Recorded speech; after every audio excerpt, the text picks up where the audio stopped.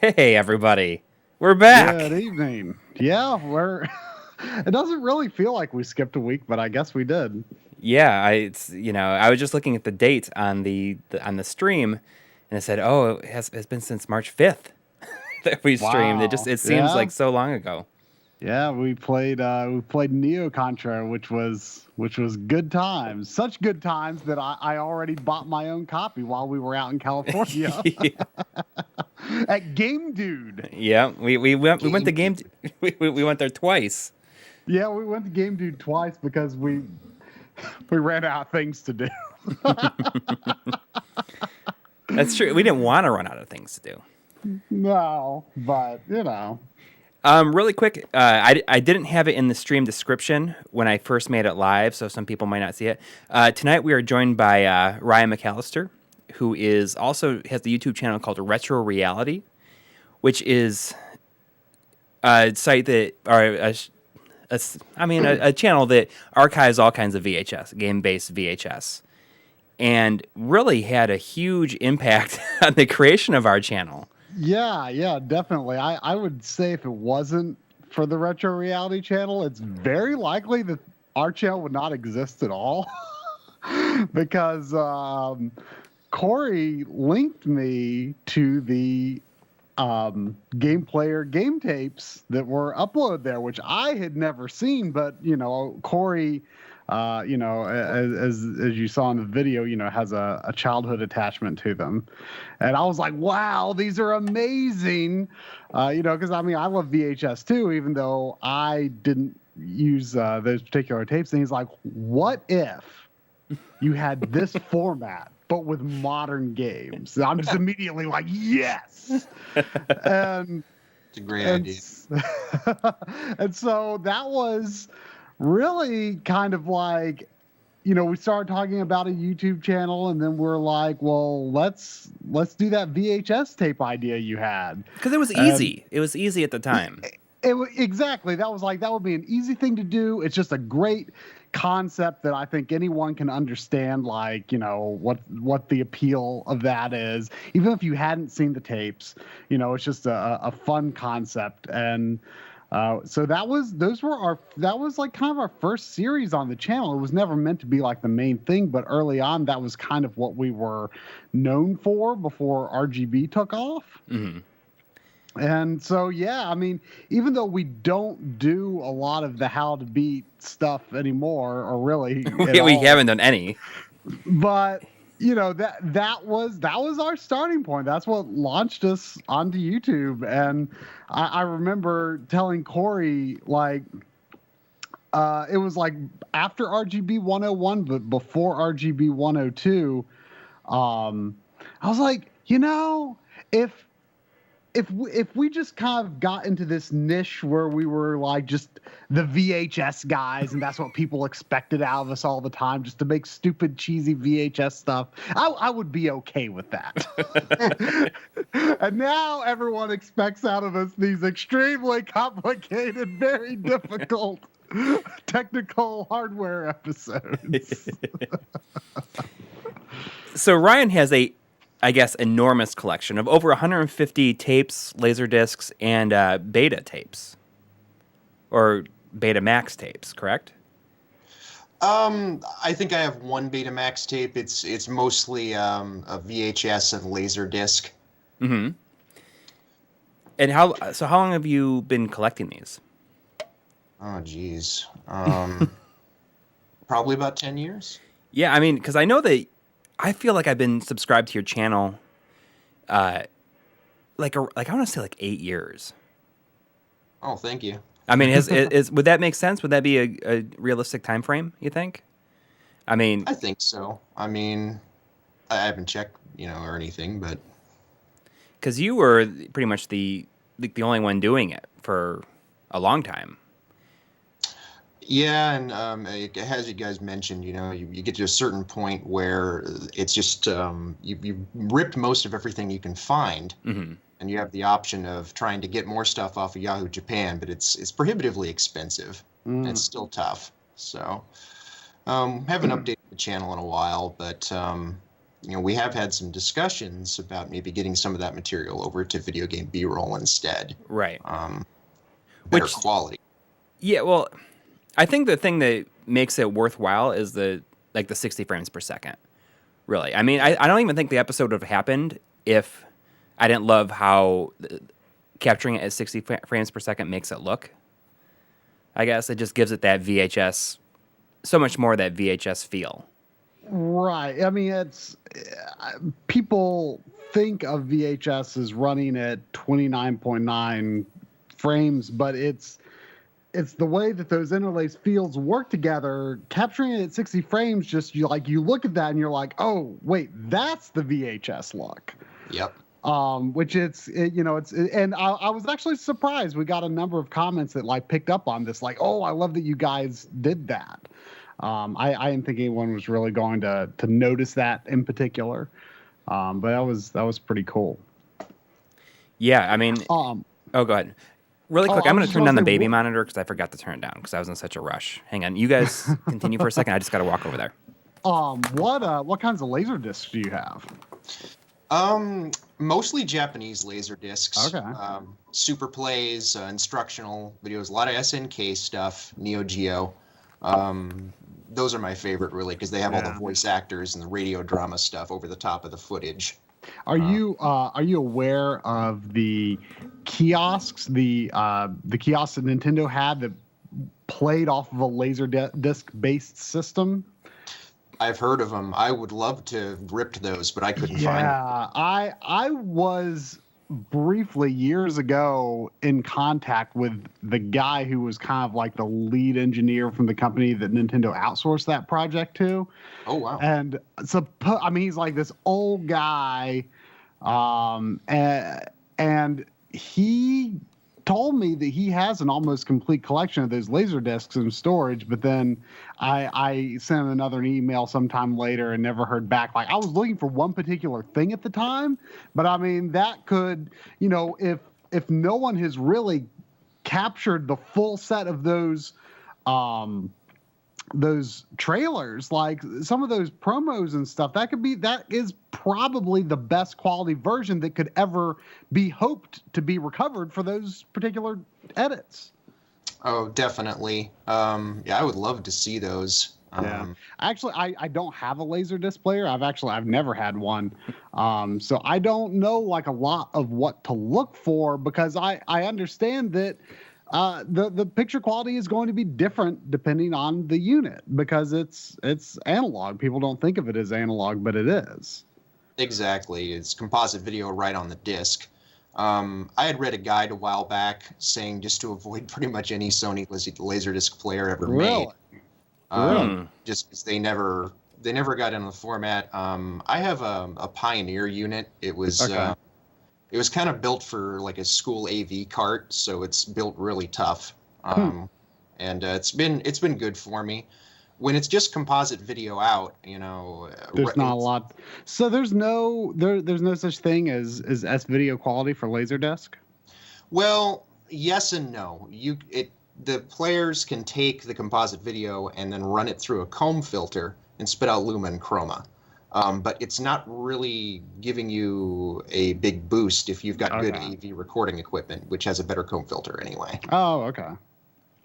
I mean, you were saying, that you thought that what I used for this episode looked really good, but I mean, we've gotten a lot of questions asking about, what did you use for this? And it's really not anything special. I mean, it's a Samsung DVD VCR combo. Well, you say it's nothing special, but it kind of was it's a bit of a rarity, really. I mean, those particular units sell for, I think, quite a bit of money, and you found it at Goodwill, right? And it was like $35. It outputs the VHS over HDMI, I think. Which is a very rare thing for these kind of units. Usually they have either a component, which is not very often, and a composite on it. And usually with these kind of units, it only outputs VHS over composite. Yeah. So there was nothing special that you did in particular for this. You just let the unit do its own thing. The only downfall I feel with it is that you cannot turn off the on-screen display. So in a lot of some of my captures, you'll see it pop up where it's like tracking as it auto adjusts that. But I mean, there's nothing I can do about it. Yeah, especially like the Pokemon tape, which in some ways it was actually actually a blessing that it didn't record that well, because it would have been claimed left and right, that tape in particular. But the tape we had was in really rough shape, so that like overlay just appeared constantly on your recording. And I kept that segment short on purpose, but you were able to pull enough good material that didn't get claimed with 151 Pokemon. With the 151 Pokemon. No, unfortunately, yeah, we can't we can't put that video on the B-roll channel, sadly. One, because I mean the quality was so bad, and two, I mean it wasn't just claimed, it was blocked. Yeah. I mean, I uploaded it, but it was blocked worldwide. Yeah. So unfortunately, not much we can do to share that beyond what's the clips that are in the episode. But you know, and if people are wondering about capturing via VHS via the FrameMeister, that doesn't work too well, because anytime, you know, even if the tape doesn't look that bad, anytime that it just has a little jitter in the sync, I mean, it drops. I mean, if you've got a pristine tape, then, you know, digitizing via the FrameMeister can look pretty good, but it's a very unreliable method. Right. And I mean, what we had to do previously was we had to run our systems into a DVD recorder to like stabilize and normalize the signal. Which right, now outputs you've kind of got all in one unit, and that's what I would have had to do if I did the capture myself. The timing of our trip to California kind of worked out, because I brought all my tapes to Coury's, and he captured the tapes I had on his own setup, and then we shot. It was kind of fun because, you know, we don't often, you know, work as a team in person, you know, but Coury was editing the episode in the other room, and I was in a studio room shooting B-roll of the tapes and stuff, you know. I mean, and sometimes we just think, just think of how efficient we could be if we were doing things that way all the time. But yeah, you were kind of wrapping up this episode while I was there, and then when we got back from the trip, you had like a day's worth of work left on. That's about all. I mean, I had to shoot a couple of different things, but it was not even, I mean, having you there to shoot this stuff, you know, cut down the amount of work. Because, I mean, you shot a bunch of stuff. I mean, it took a couple hours for you to do it. Something when I got back home and you asked if I could get a shot of the inside of a VCR so you could see the moving parts and the reels spinning, I was surprised just how easy it was to open. I mean, it was just 3 screws on the top of the unit, and you just slide the top off. I mean, it was nothing. Yeah, and I think they came out really good. You know, the 4K zoom really helps with that stuff. Yeah. So, Ryan, what do you feel like did you have a tape or anything that you were after for a really, really long time that you eventually got or found? Yeah, several. The game tapes with the Nintendo content on them took a long time to find. Right. Of course, back in the 80s, Nintendo was just as litigious as they are now, and they cease and desisted the company that was making these game tapes, which is Signal Media, right? Signal ABC or something. I believe you're right, and I got a couple of them right here, actually. This one is the one with Mario 2 on it. Wow. Hopefully we can get that up in video game B-roll here soon. Now, something that I noticed, Coury showed me a photo of that, and it says, it says Volume 1, Number 1. Volume 1, Number 1. It says that on the yellow tape too. Yes, there's 3 of them. Wow. So someone kind of left a comment a little like an hour ago, talking about, you know, the ones that were pulled off the market, because the other one, there's a version of Volume 1, Number 1 that has Mario 1 on it as well that you have, and they pulled that off the market as well. I wonder if they tried one and then tried another one. But they certainly didn't give up. You know, it's crazy though that it's just Nintendo. It was only Nintendo that cared.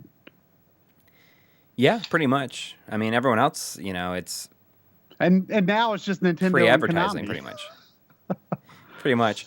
But someone said like the content is a lot different, and they're almost like pilots in a way. Yeah, they are. So I mean, pretty much after that, no Nintendo content at all. But I was glad to get those updated or uploaded rather, because most people hadn't heard of them. Yeah, that's crazy. For someone saying that, are they on YouTube? They're on. If you go to RetroReality, it's all one word, capital R's, on YouTube. That's Ryan's channel, and they're all on there. Plus a ton of other stuff. Yeah. It's funny just how many people in the comments seem completely unconvinced that what was the guy's name? Neil Ross? Right. They seem completely unconvinced by his denial. Yeah. Just that denial. Yeah. Just that. I mean, but it's funny because I've gotten a whole bunch of emails saying like, maybe this is the guy. And like some of them sound close, other ones I'm like, I don't hear it at all.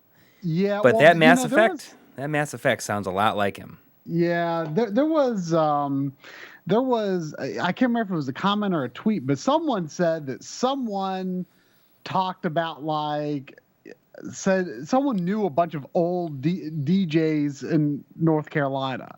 Right.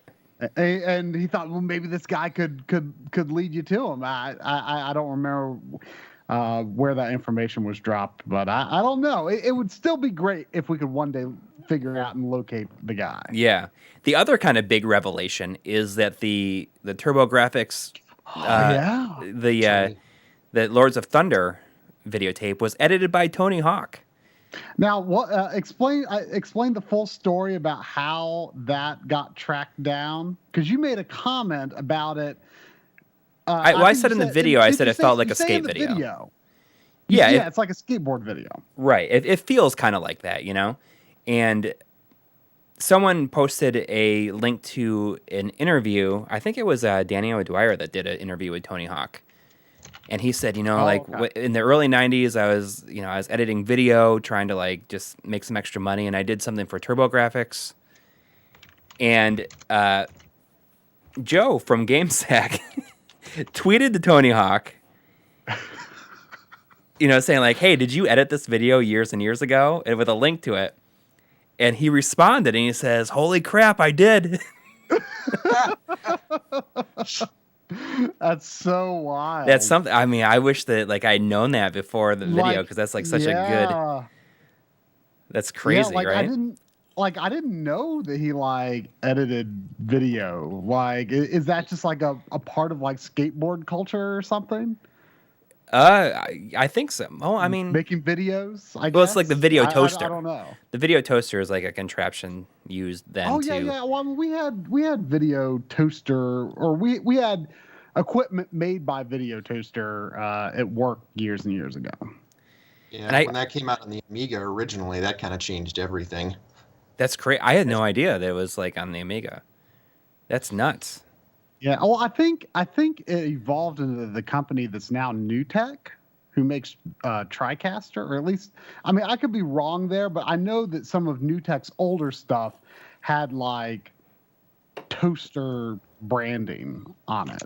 That makes sense. I don't know. I could be a little confused about all that. Also, thank you, Blade Blur.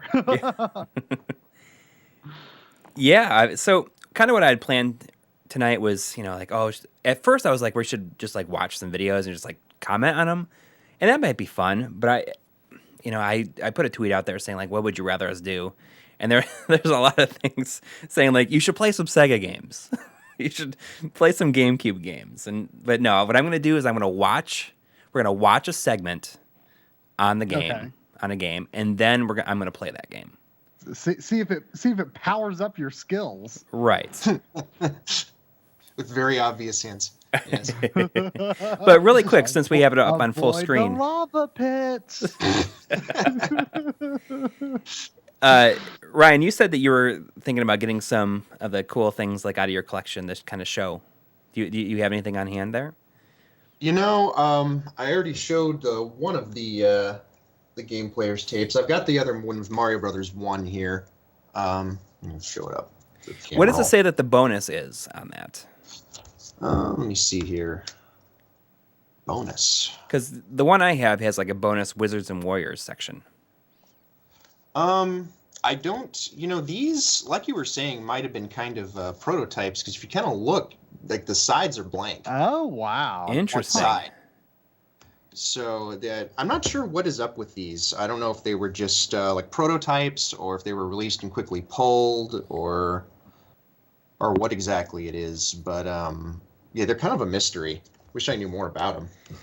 Huh. I mean, I really do too. I tried to get back in touch with Chris Slate, who, when I talked to him the first time, he was working for Mac Life, I think, the website Mac Life. Maybe it's a magazine, I don't know. But now he works for Nintendo of America. But I couldn't get him to respond, unfortunately. And the email that I had for him no longer works. I'm curious if that's him in the Power Glove intro. All of these games work really well with the Power It's Glove. so convincing when he says it too. There was really well. There was a lot of comments about that too. A lot of comments, I think there were at least 2 or 3 comments that were the exact format of these games work really well with the Power Glove. Said no one ever. Yeah. So what else do you got there? I mean, I've only brought a couple out. Unfortunately, I had some time constraints. Here's one that I think Lionsgate just immediately pulled a takedown on. These are like Game Players game tapes, but in the early 80s for Atari stuff.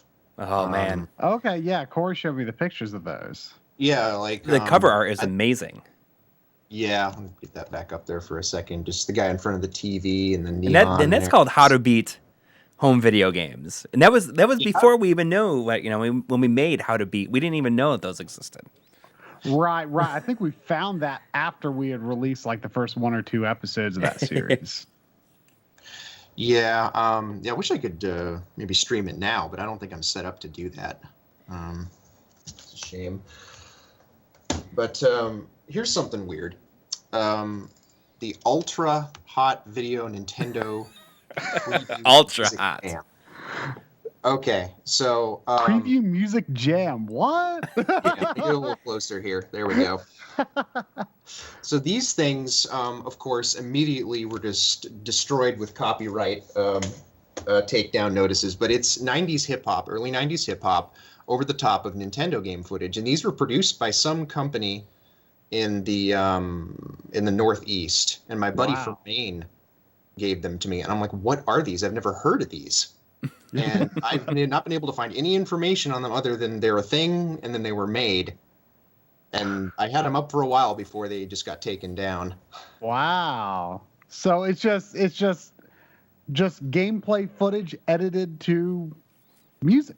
Yeah, it's really basic. They're pretty fun, actually. Kind of a crazy nostalgia trip. People liked them before they got taken down. I'm not sure if I ever could put them back up, though, due to all the music. Yeah, I mean, that gets crazy. Anybody big on there? I'm not super into hip hop. I'm not super. It had the Humpty Hump song on there. I know that. Now, whether they got permission or not to use that song is another question entirely. Yeah, I mean that alone would be enough to pull it down, probably. Yeah, I probably should try and figure out who made that. That's just too weird not to look into. Wow. Did you pull any laser discs out? Or never? Unfortunately, I didn't have time for that. That's all right. If you can give me maybe like a couple minutes break, I'll go get some though. Completely up to you. I mean, you can do it while we do this, play this first segment, or whatever. It doesn't really matter. I mean, we should get into it anyways. Get into it. Yeah, let's go. Let's all play. Right. Let me switch over. What tape are we playing here? Well, this is let's see. This is off of the Game Players Game Tape Volume 1, Number 3. Okay. I got this one as brand new, and the hang tab is in the front for some reason. Huh. And I kept the shrink wrap on. I just kind of cut out the bottom just because, it was new. And the recording of it was that's on the video game B-roll, the digitizing that I did of it, was the first time it was ever played. Whether or not it makes a difference. And that goes for the Power Glove tape and the Acclaim tape that's up there. But I guess we'll go ahead and watch it. Hopefully everything is working here. Let's see. Wireless remote for your Nintendo. Oh, there it is. The Acclaim remote gets you mobile. Oh, the Acclaim wireless. I know, I love these commercials. I should have talked about the commercials a little bit more. Yeah, yeah. There was which one has the really good what's it called? The was it that set you free? Yeah, the Freedom Stick. Freedom Stick, yeah. Oh, the Camerica Freedom Stick. Oh. Well, they changed it too. It was called Supersonic at first. Then they changed it to. That's right. It says Supersonic will set you free. And they changed the song to Freedom Stick, and they had to change the design of it because it's a triangle. Then they had to make it a square. So this is a game that I know basically nothing about. Yeah, I mean, I like this game, and it's funny because I rented this game because I saw it on the tape. Oh, okay. I don't think I played this one. When he's down, stand over him and kick or Fun punch story so he can't get about up. the making of the How to Beat series. stand over by these Hopefully, at boxes, some you can point in fight this, one we might see a enemy at a star time. wipe, which is a When you're rid staple of the of, first one, keep the of second these guy days. just where you can hit it. And You reinstalled an old version of Premiere because they removed. The last How to Beat that we ever made was for Hyrule Warriors, When these soldiers and walk past you, watch I had out. Some of updated them my carry Premiere, bombs. and the star wipe wasn't there. And When this I opponent drops reinstalled the down previous behind you, version get because I right could not, away. in good You go down conscience, with one make punch. a How to Beat video without a star wipe. Priorities, man. This guy will grab back his gun if you don't get it first. Then knock him with it. What I think is kind of interesting is this game has like a weird kind of transparency when they walk through the buildings. Just like on here, it's hard to tell what it's like, how it's doing it. But it's kind of a cool When the enemies jump out of the helicopter, transparency grab your bombs effect. and throw them at the copter. Be careful when you knock these Now, guys something down. that They'll run you've back. commented on a lot because you're a bit of a EGM fanboy. Mm-hmm. And something you've commented on a lot is that EGM had the best screenshots. No, And Game Fan magazine had the best screenshots. Game Fan had the best If you put your screenshots. back Okay, but against the Right. wall you and punch, they you can't seem get to you think the from game behind. players had Had maybe the some worst. of the worst. Yeah, and I never really thought about them like really Watch out for being the that side. bad Dodge until off to the side. I bought 2 issues of the magazine for this video. And I was like, wow, they look Through here slowly, look you won't really, have to really fight bad. as many of these green Yeah. berets at one time. But I mean, not many other magazines were, probably recording footage. You Of can course, knock it was this just bike composite, but I soldier mean, that off, was the but get best out you of the could way do. before the cycle explodes. Yeah. Oh, I see that weird transparency thing. Does it flash in the game, or is it just like? Well, I guess low we'll color? probably find out when I play the game shortly. Or the goon's bomb will get you. Be able to get an idea of what it looks like. So who made this game? This is an SNK game. Really? Don't Okay. stop to fight Yeah, here. I played it assume- a lot in the arcade. It was also Okay. released on PS3 and PSP as a mini. Punch facing one The arcade way. version The was. frogmen will come Oh, behind you, and you can that's turn and really get them. weird. Yeah, that Try to stay to the whole left here, PlayStation and let them Mini come to thing didn't go very far. No. It was a good idea though. Games that you could play on both PSP and PS3. You'll beat the captain of the goons by running and hiding. So are there any solid tips in this video for you? I don't know. Maybe. I really just wanted to play the game because I briefly showed it in the Everdrives video. Okay. Is that video coming through okay for you? I know it's stretched. for you, Yeah, but- yeah. I mean, we can't hear it, but Oh, okay. but It gives you kind of a look at it though, at least. we gotta look at the action. Hopefully any humorous lines. Oh, is he doing slow mo? Yeah, the slow motion is really bad that they show it in these. And when they do the entire game, like the Yeah. Thundercade that I showed is like they do the entire game in slow motion. Yeah. And it I is think unwatchable. And then the other one that they do is Amagon. He does like almost the entire thing in slow motion. isn't that on the tape that I have? I've got the pink one. Yeah, I think that is one with Amagon. Yeah, and I remember when I was watching that, I was like, wow, really? Is the whole game like this? The soldier with no hat will try Ryan, to do you sneak have any behind like connection at all to these tapes, or did you like never see them when they were available? I remember seeing them in Toys R Us marked down to $2 a piece back in the 90s. I wasn't into it back then. I got into it more in the 2000s. to get through this But road, just yeah, run they're as fast as you can. really kind of indicative of how gaming was then. Right. Yeah. I mean, the thing that I think is most fun, and this was Stay on the edge what here, I had the and most the fun bike doing, soldiers can't kind get of parodying them. Is just sort of the made up names for things, that really is how it was back then. You just made up your own stupid names for things because you didn't talk to here people to extend your online. I life. mean, it was just like whatever you and your friends and whatever got to be in just the terminology you right came up position to with. get these guys. To this day, it amazes me that we have such consensus, and obviously I think magazines and stuff helped with this, but we've got such consensus on game If you don't terms have your these gun days, when you meet like General Snivel, you're in boss, for a very like rough fight. you know With a that that's gun, a he's term easy. that you will see in modern games, but I don't know This is a lot when like was the fighting in a first time that you helicopter saw the scene. Punch word the men with the boss bombs, then bomb the used tank. Right. in a game or even in an instruction manual. I mean, how did we come to use that particular term? Because in the Get as instruction many manuals knives they'll here as call you it can. something like You'll need them for the next group of robot soldiers. masters or some other term along those lines of some sort of master or something, not a boss. It's just When he interesting to me jumps, how dodge and keep hiking. maybe not He'll go down, necessarily but just he's that not particular through term, but yet. all sorts of terms. How we came to call, like we were joking about calling controllers paddles. Oh wow, Atari days terminology. Yep. And Nintendo tapes. Nintendo tapes. That's the Yeah. end of the segment there. Nobody ever called them game packs, that's for sure. Yeah. Game packs just without a C, mind. Yeah, with a K. Yeah. Yeah, and people used to call stages boards. I think some people. Yeah, I do. used to call them boards. Yeah. I used to call them boards. Yeah, I've always been a level guy, but every once in a while I'll say stage, but I don't know, I've always liked level. So the other word that we talked about that we don't hear very much these days is the term play control. There was in a lot of used on a lot of Nintendo ones.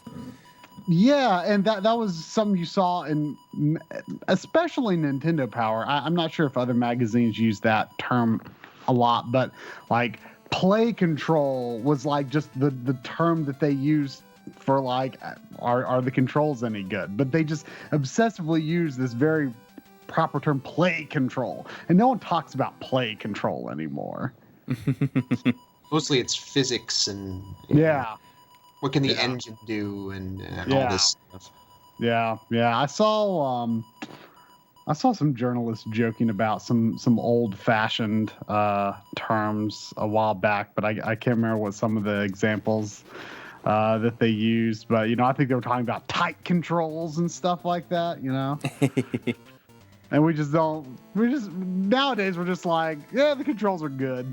It's pretty good. And they're pretty good. They're good. Controls are good. All right.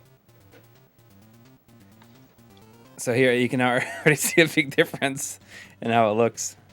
Oh yeah, we're jumping up to RGB. This is a game, that uses the A and B buttons pressed simultaneously to jump.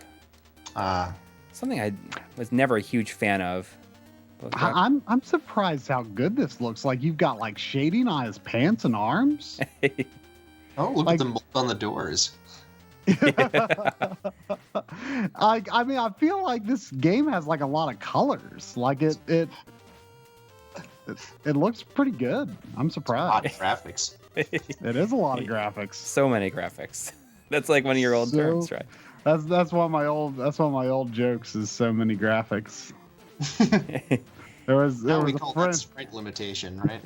Yeah. There was a friend of mine who was like, have you seen this Donkey Kong Country game? It's just got so many graphics.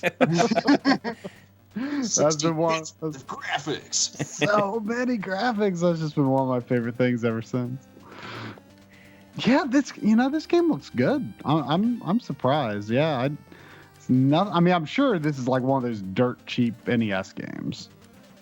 Yeah, I'm pretty sure that it is. Yeah, but I've never paid it any mind.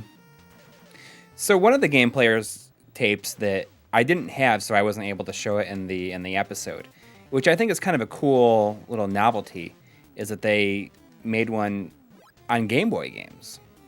Yeah. And they actually like just shoot it right off screen, which, I mean, how else are they going to do it, really? But it's pretty impressive that they did that. I mean, I guess they could have gotten their hands on, some dev tools or something, but they had the Famicom version of the Wide Boy, and then I don't know when the tapes were made, if they were made in the era of the store kiosks. Yeah. Yeah, if they had a store kiosk, I think that had an LCD screen in it, didn't it? That could have recorded that.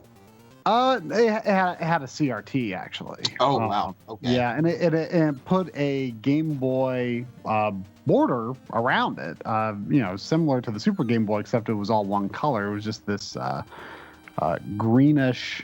I'm not sure if the tint was the CRT, or if it was just black and white video, or if it was black and white video tinted by the CRT, or if the green color was part of the signal. I know it's composite video. I need to get back in contact with the guy. Someone was going to let us borrow the actual control unit for that. Not the.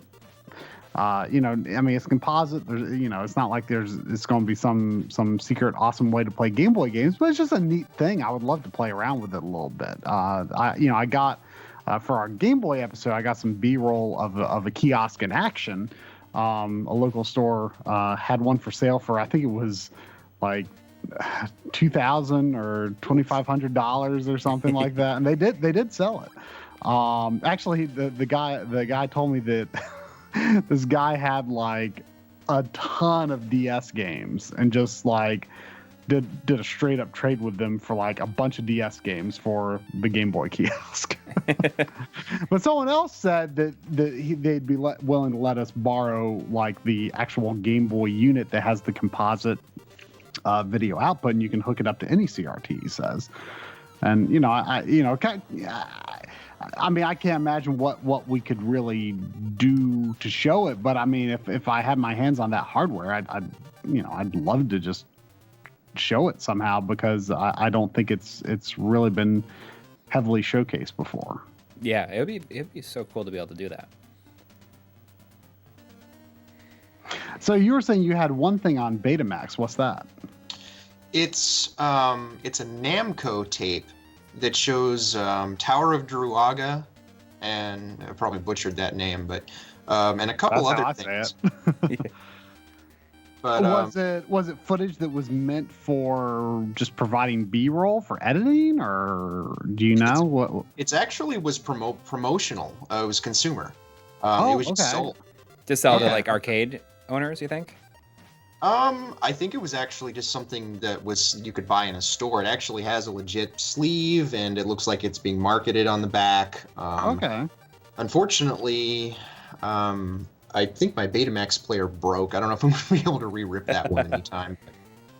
Namco tends to sometimes flag stuff, so I don't know if that one's still up on my channel or not. Oh, I didn't know Namco was a problem. A little bit, not too much. I think my Laserdisc from them is still up somewhere. That tape might be too, but they may be the one. You showed me one the other day that was a Namco. That was a Laserdisc, right? Yeah, that's what is it, Namco Gal's Island or something like that, and all it really is just a laser disc with arcade footage with female characters as the leads, I think. That one should be up there. I can see if I can go find that if you want to see the cover. Mm-hmm. I'm curious at what some of the laser discs look like. Okay, I'll go grab some stuff here. Okay. Just bear with me.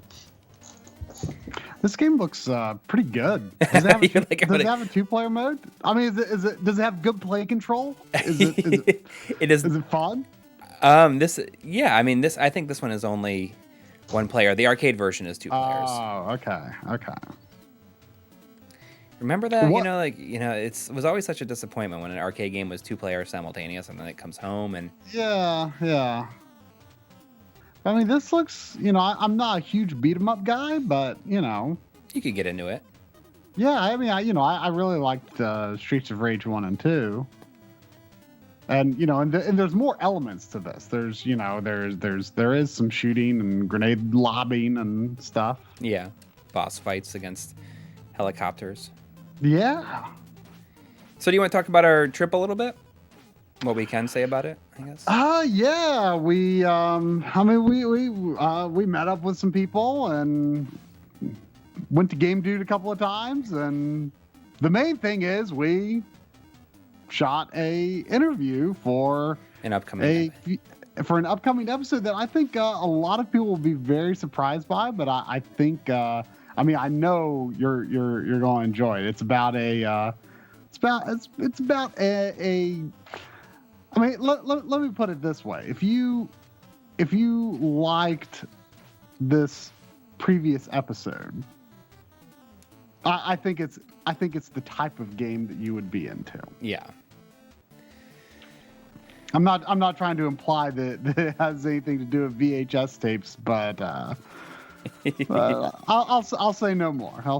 It has nothing to do with VHS tapes, but we didn't get to do nearly as much of the stuff that we wanted to do because and PAX East was going on and not a lot of people were there.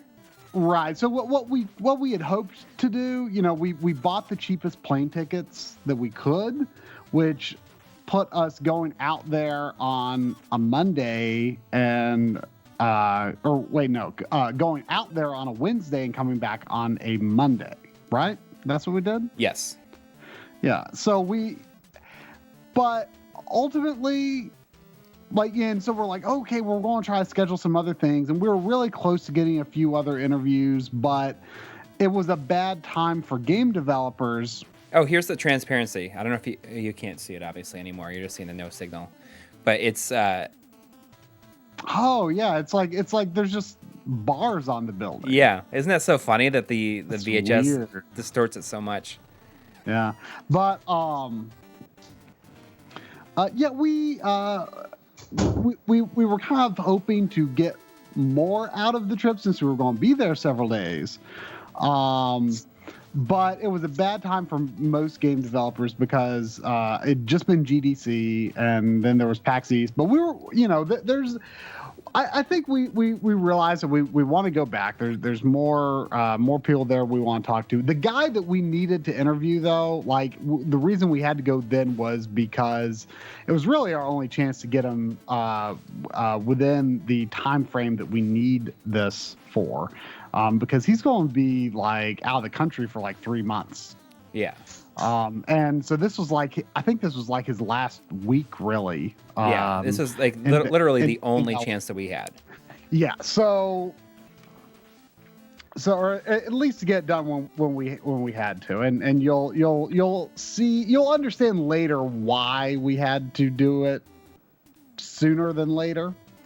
But I think, we learned a lot, I think, about how to handle a big trip like that so that we can maximize future trips. It was a good learning So we can experience. maximize our Zelda playing time. Yeah. We played a heck of a lot of And it was Breath of the the coolest experience, really, because yeah, I think that we really got the intended experience with it within, that we were both playing on our own systems, in the same room, but we were sharing information. I found this thing. It's here. Here it is. So right. Since there was no at least that we had been following, that there was no information out there. So when we got to certain parts, we could like tell each other. And since the game is so wide open, it makes it so that you're not really spoiling anything. Right, you're not spoiling anything because you can do things in any order. And, you know, if it had been a more linear game, it's like, oh, you know, Coury is like a dungeon ahead of me. So, you know, he knows things I don't know. And, you know, I'd be like, I don't want you to tell me anything. But because we're just kind of doing things in whatever order, you know, anything basically can be done at any time in the game. And what's so cool, I think, about sharing information with this Zelda is that, you know, you can share information and it's like, oh, I can do that now. Like, it's not like there's like a series of events that you have to do to go to this place. If I find something cool and I tell you about it, you can go there now. Right. You know, it's just a matter of getting there. So it's so good. It's so good, you guys. It's so good. But yeah, that was actually a really cool experience to get to sort of be playing that game on your own screen alongside someone else. That, you know, I wasn't expecting to get that kind of experience with Zelda because this trip came about so suddenly. But I'm actually glad it worked out the way it did. But yeah, now, I think we learned a lot about how to maximize future trips, and we're definitely going to do things. It's going to take you know, more than a month of Patreon to but it would not have happened in pay period. The costs back, but it wouldn't have happened period without Patreon. And that's like the biggest thing we want to do with Patreon is to you know, pursue opportunities for, you know, visiting people so we can get, you know, interviews and perspectives from people who made games, you know, in the videos. Like, I think that's the thing that I think excites us most. Though, I mean, you know, of course, there are of course plenty of other things that we want to invest in. You know, in terms of, you know, hardware and things like that. But yeah, Patreon has helped us a ton. And that's a big thing we want to do is get interviews. Yeah, absolutely. Okay, so Brian's back. It looks like he's got some stuff. Oh, he has a Alesta shirt on. Oh yeah, Aleste t-shirt. I'm not sure on the pronunciation either. I'm sure one of our folks from the Shmups forums can correct me on it. So that's cool. So you were an avid poster on there for a long time. I kind of been on there on and off. I learned most of what I learned from a guy on there. I think you've mentioned before, P.O.W. Oh yeah. Who runs the scanlines.de. Mm-hmm. Yeah, that guy knows everything. He really does. I mean, he's basically used every scaling device ever made. So yeah, and it was actually him that recommended the setup that I used for a long time. It's just this card called a Holo 3D Graph, which I guess was really high end in 2003. Cost like $2,000. I got it for $100 off eBay. And it can capture RGBS, component S-video, or composite in... It's got a high-end deinterlacer in it, and you can capture 60 frames per second 480p from it, which is not bad for back then. Wow. Yeah, I mean, that's pretty serious, like in 2000. I mean, so when did you got it in 2003? Do you know when it was released? It was released in 2003. Okay. I got some years later. When it wasn't really worth anything anymore, and people selling them on eBay. It was a used one, but I mean, it's kind of archaic these days, you know, to use that. I just end up. I mean, my setup is pretty basic. I've been using virtual dub this whole time, which is like a dinosaur. Yeah, but actually, it's really good because I didn't realize until recently that when you do a upscale on that, you can do a nearest neighbor upscale with virtual dub, which is like not like Premiere can't do it. Well, After Effects can do it, but it's kind of complex to do it. But that's pretty. I mean, it's not useful for something like VHS, but for games, absolutely. Like if you were to capture in like 240p. Mm-hmm. Yeah, and yeah, I think you guys probably at this point have a lot better gear than I do. I was kind of excited to kind of get some of the content over, record it with your equipment instead, because for me it's just preservation. Right. It's not really about channels or anything like that. I just want to get it preserved and keep it up so people can watch it. Mhm. Yeah. Anyway, I do have a few laser discs here. Okay. Here's one some of you might be familiar with. It's called, you can see here, Capcom Whoa. Syndrome. That's amazing. Wow. It's Forgotten Worlds, Ghouls and Ghosts, and Strider. Yes, it is. And it's Super Plays. I'm gonna make this full screen really quick because that's awesome. Hang on. Yeah, I Here. mean, it's just so cool that it's got all that artwork like in Yeah. this large format. I'll show the other side too when you're ready. Okay, go for it. All right. And these were, I think, released separately as VHS, and then there was also a combination VHS. These are Super Plays from back in the day. It always kind of makes me laugh, when people would come on to the video posts for these and go, "Oh man, these players are terrible," and it's just like, well, hold on now, this was this was before 1990, Right. or around that time. So, and I've always wondered how they recorded these. Like maybe they were running the JAMA harness into like an AV matrix and then encoding it into composite after Right, they ran it through right. resistors. Like it's curiosity, but there's that one. Wow. That's cool because like the artwork on it is great. Like this, you can do a nice scan of that, and it's like a huge, like. Well, as you guys can probably see, I'm taking these out of frames. I had these framed up in my old That's an awesome idea. The LP frames work perfectly, of course, because it's identical. There, sorry. Let's pop this one out.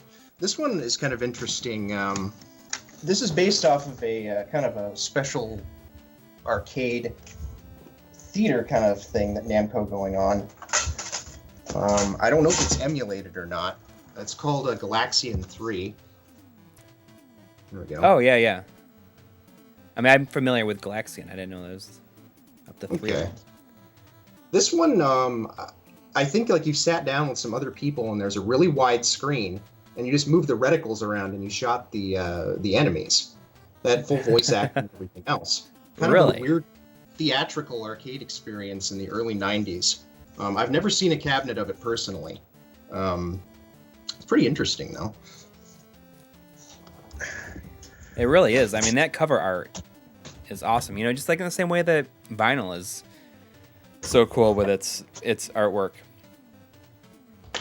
like the jacket and everything. Here's some. Oh, here's the one you guys were asking about. Let me get this out here.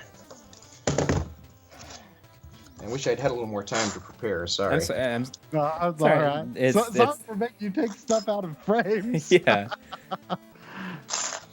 But thank you for doing it. It's awesome seeing this stuff.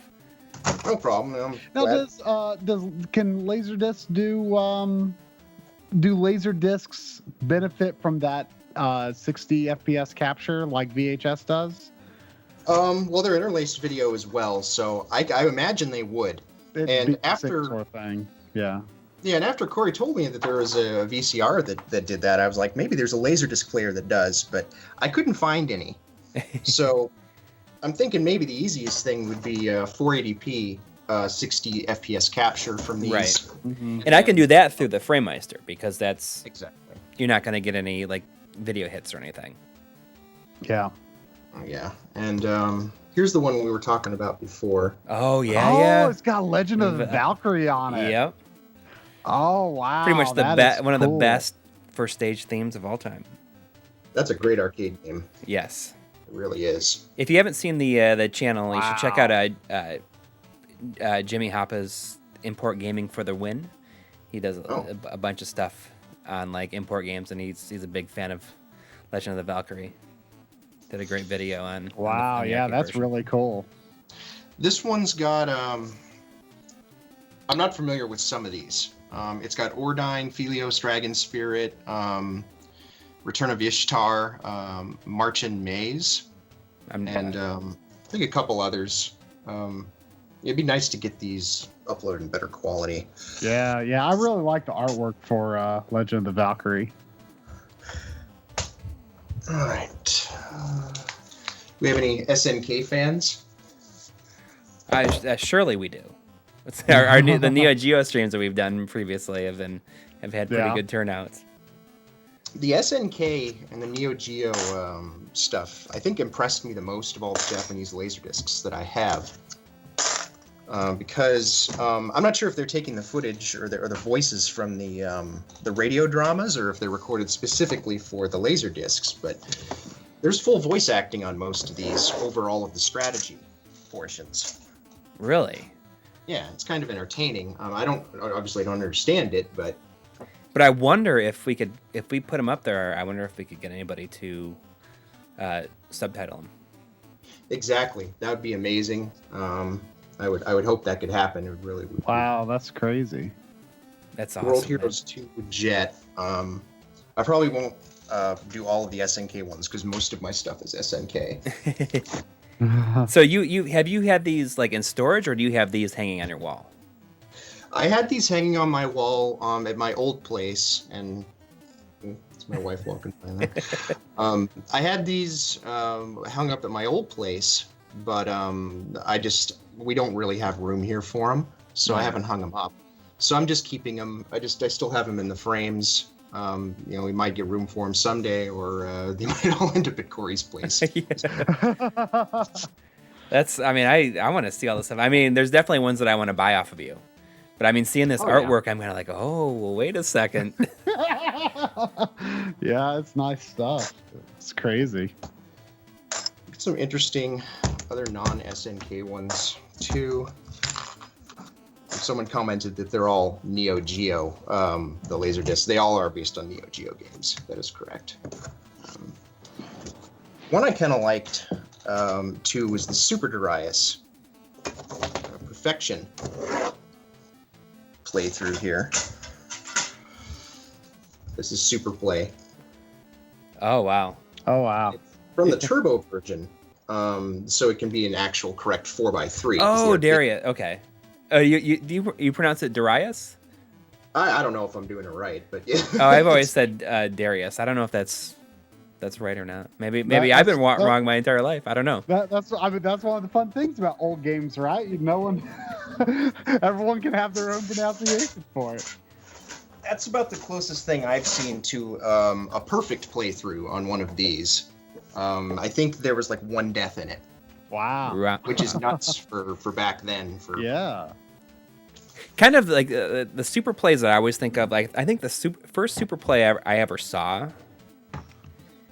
I want to say it was like the Ikaruga, like a person playing two players at the same time with both hands and like play through the whole game. It's pretty crazy. Players at the same time. Well, I mean, but like one person playing both players. Oh wow! So it's kind of like those videos where the guy plays Mega Man X1 and 2 at the same time. I guess I've never seen that. That sounds awesome. I don't know how people do this stuff. It's crazy. Yeah. Here's one that is actually probably one of the most interesting things that I've found. The history of video games. Huh. Oh. Taito. This one. Remember Taito? Remember Taito? I don't remember Taito. Yeah. And this one actually is a little bit higher budget. They, I'll kind of show it here. They show the actual cabinet. They show the actual arcade cabinet, and gameplay is recorded from the screen. Oh, that's great. Do you see any refresh or anything on it? Or is it... Any what? Any like refresh on the screen? Like black bars kind of going up or down it? I think they had their shutter speed set properly for the most part. Occasionally you'd see like a line go down. Right. That's pretty rare back then. Quite in sync, but... So is it the history of video games that only includes Taito games? This is the Taito one. There's a Namco one and a Capcom one as well. Wow. Okay. And I never found the Capcom one. And these are all on your channel for people who want to go watch them after the stream. Yeah. Not right If now, they after want the to. stream. I know it's not the most interesting thing in the world, but it is there if you want it. I mean, hey, I think there's 180 people in here right now. I think because we are interested in weird stuff like this. I mean, I was surprised when this video went up. People are like, "Do another one of these. Do another one." I'm like, "Okay, absolutely." And then you messaged and I'm like, "Well, I could do 20 more of these." Really? Yeah. Sometimes the simple things are more fun. Here's one of the Street Fighter ones. Here we go. There were 2 or 3 of these for World Warrior because, of course, it was super popular. Man, look at that artwork. The artwork is so good. I mean, compared to like the U.S. artwork, that is in that commercial for the Tiger handheld. I always hated the box art and stuff for the U.S. That's awesome. On the back, is it just World Warrior? It looks like it's just World Warrior. It's before Championship Edition. Cool. I have 2 World Warriors LDs. I have a Championship Edition one, but it arrived broken, so all I have is the sleeve to show you for that. Oh, that's a bummer. So it showed up broken? Like the disc is broken? Yeah, the disc showed up broken, and I had ordered it from some shop in Hong Kong, of course, so there's no chance of really ever making it right, because they wouldn't have another one anyway. Yeah, that's a shame. What is the most you've ever paid for one of these? For anything that you have? In this collection, maybe 200, 250. Oh, wow. I don't remember which it was. What would you say is the most for a VHS tape? That's a good question, too. Maybe, I think I paid like 60 or something like that for one of the Nintendo Game Players tapes. Yeah, that would make sense. Yeah. I was willing to do that because it wasn't ripped. I mean, it wasn't going to get online. Yeah. There weren't as many interested people in it back then, I don't think. Yeah. That's so crazy. Let's see what else I got here. If this isn't boring everyone.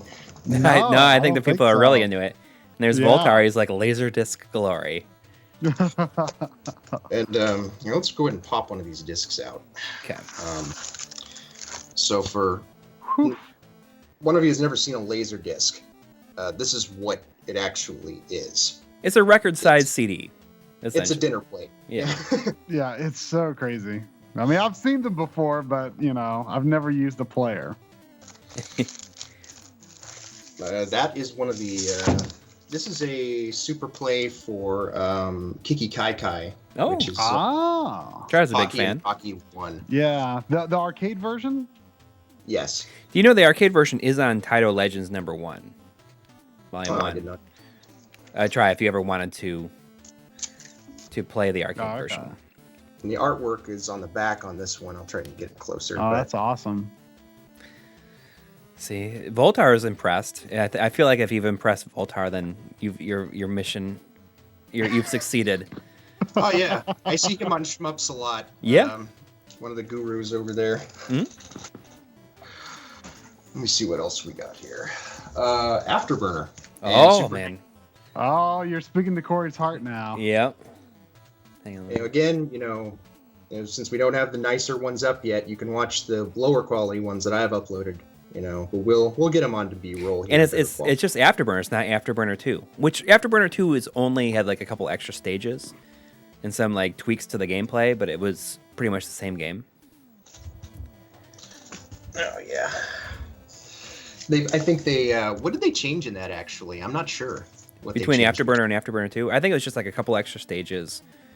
Oh. Okay. And I think they added the jets, the thrusters. Here's one that makes me a little sad every time I watch it, because Turbo Outrun does not have a proper port on anything. Mm-hmm. Oh. The Genesis port is crap. Hate to put it so bluntly, but I really like Turbo Outrun, and without an emulator, I can't really play it to the fullest. Right. Or actual cabinet, which probably is not going to happen here. Is that shot off screen too for those? These. Most of them actually are direct capture. There's only a few weird ones that are shot on screen, and that's the history ones.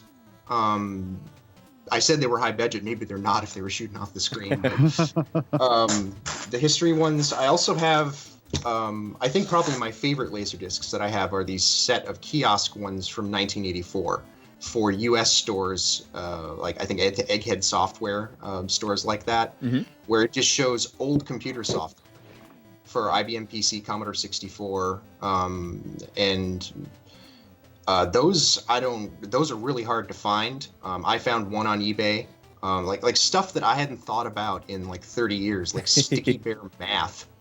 Like it was this old ancient program that I'd never even thought of for 30 years was on that. So it was kind of a trip. I enjoyed that. Let's see what else we got here. Voltar says this is the greatest thing since waking up and looking in the mirror this morning. Well, I'll accept second place.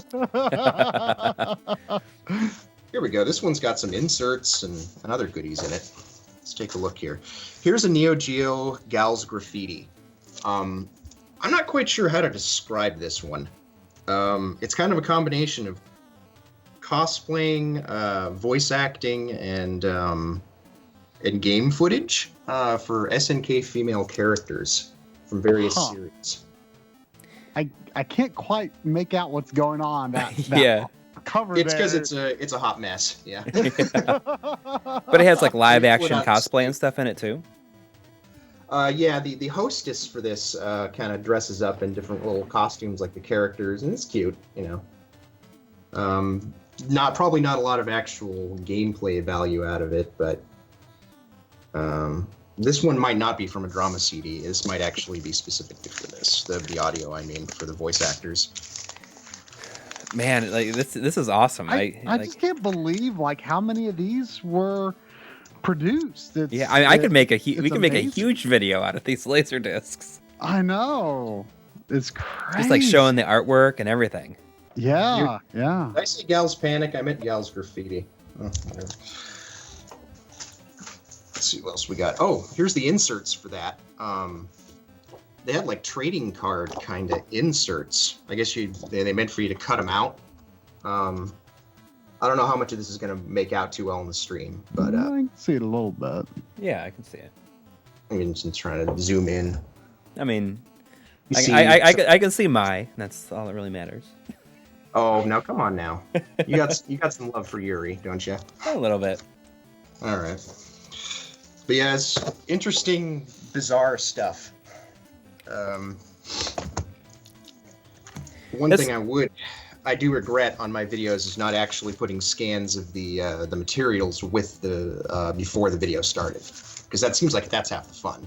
Yeah. I mean, that's why Yeah. we tried to show as much as we could. You know, just like a quick shot of like the tape. You know, like showing the cover. packaging. Mm-hmm. It's kind of interesting because we've been getting more and more into like, you know, these paper materials where we show like, you know, like magazines in the video and stuff. Right, So right. it's like a pillowcase ordering sheet. Oh my gosh. Wow, back then, huh?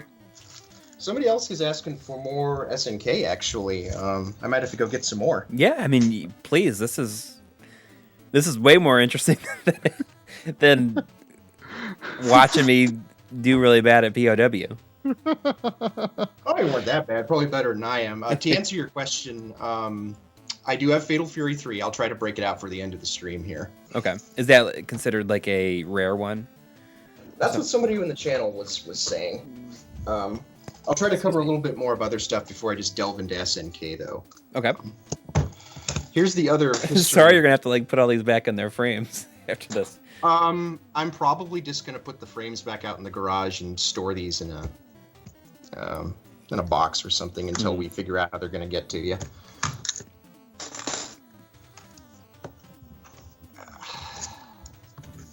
Yeah, I guess we'll have to get them out sometime anyhow.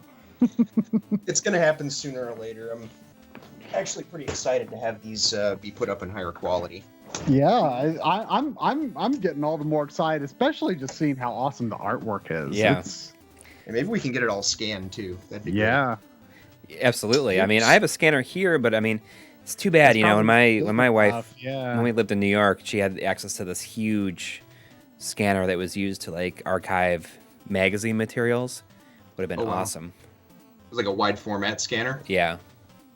I had one of those at an old job. I actually, when I still had my giant Castlevania collection, I scanned in a lot of posters in that.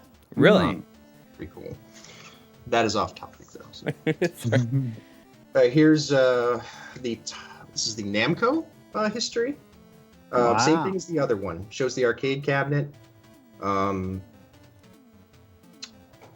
it has a narrator. I don't know if I mentioned that. There's a narrator that basically describes it. Of course, we'll have to get that sub at some point. But, I'm sure there so would cool. be people out there that would translate this stuff. Yeah. I would be delighted if that were to happen. Let me see. SNK. Oh, actually, I think. Oh, here's a Sega one. There we go. Sega Special. Oh, this is. Let's see. Kind of turn a little bit. I'm trying to see what it is. Oh, there's Tilt glare it a on bit. it, There's isn't there? I'll there's take it that out. glare. I couldn't see what was on it. I'll take care of it. Let's see where the bottom I'm is. just curious if I can guess what it is. I feel like it was Galaxy Force. Or no? Yes. I believe that- this does have Galaxy Force 2. Is that Galaxy Force 2 in the center there? Like in the image there? Let me see if I can. It's right here. Oh, okay. So yeah, I think that's what you're looking for. Yeah, I mean, it looks like Galaxy Force, like the artwork does. That's some interesting artwork in the center. Oh yeah, that's some sci-fi novel stuff there. Oh, I'm sorry, we didn't get pulled because of that. I didn't even notice that. That is inappropriate. No, yeah, not gonna- This one is has got Outrun, Thunderblade, Galaxy Force, and I believe that's maybe it has Galaxy Force 1 and 2. Actually, I'm not sure. I'll have to check that later. I don't. Yeah, remember I've everything. never played or really even think I've seen Galaxy Force 1 in action. I want to get in some SNK stuff, and Shinkiro from SNK is one of my favorite artists. So it's always great to check out some of the stuff that he did back for SNK during the day. People are Yeah, saying this see? is just as good as try rewiring his setup stream that we did. That It was that like a surprisingly strangely insanely popular. stream. Hey, our audience likes weird stuff. My life in niche gaming. Yeah, pretty much. Although, it's kind of hitting some more people this last day or whatever. I don't know if YouTube started sharing our videos a little bit because we've seen this huge spike. I don't even know where it's coming from. Yeah. This is my favorite piece of SNK art. Oh yeah, the geese Howard with is that Billy Kane in the background behind him? Yep, and Ripper and Hopper back there. And this was, I guess, they kind of messed up the story because he was supposed to die in this game. You'd be booted off the building again. But then Again. KOF, yeah, again. But in KOF 96, they didn't get that memo, I guess. So he's still alive. So there's now two separate timelines. You can see him. I'm not sure if these are coming out on the other No, end. they totally are. I mean, I'm looking at it. I mean, I think it looks pretty good.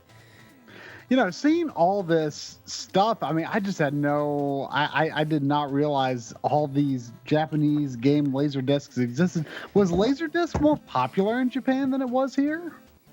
Yes, extremely popular. Really? I had no idea. Yeah. And these releases don't have DVD releases at all, which is really what pushed me into Laserdisc to begin with. Yeah. Just trying to get this material. Yeah. And it's so awesome just to have that artwork that big, though, Yeah. It's great. Yeah. Voltar, you're gonna. You said you have a whole bunch of laser discs. I'm still looking. Now that I know that it's really only 2.5 hour drive. Here's Not King that of I doubted Fighters it before, but 6. There we go. This is my second favorite SNK artwork.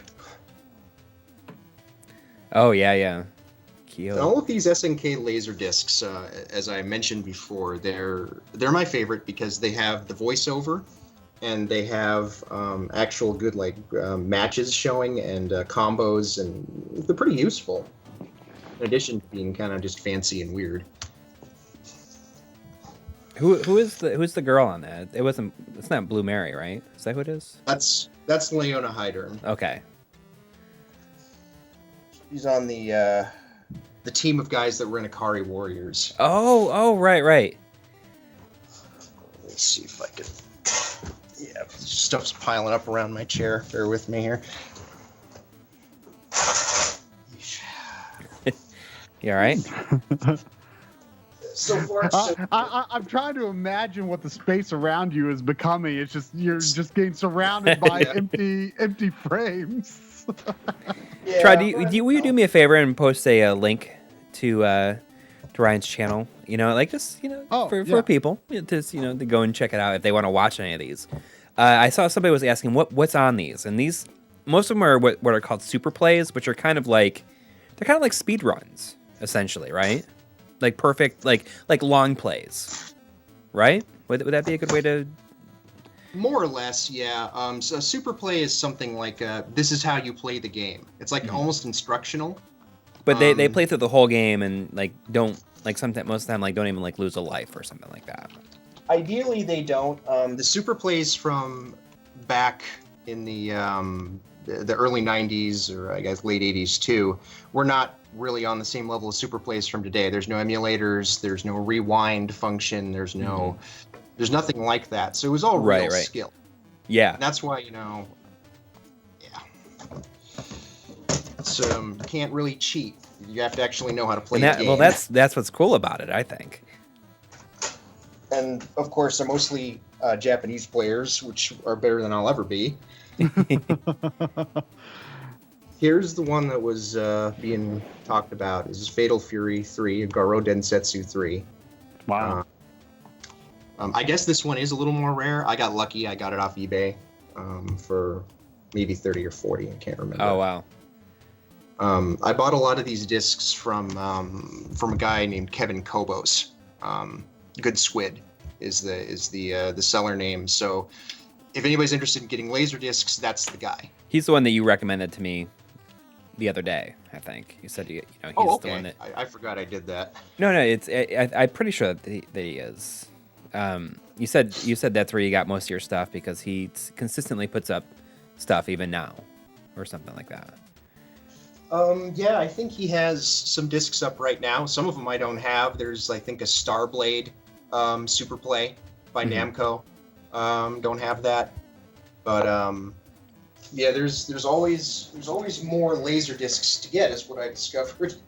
This is exactly what I need to get into.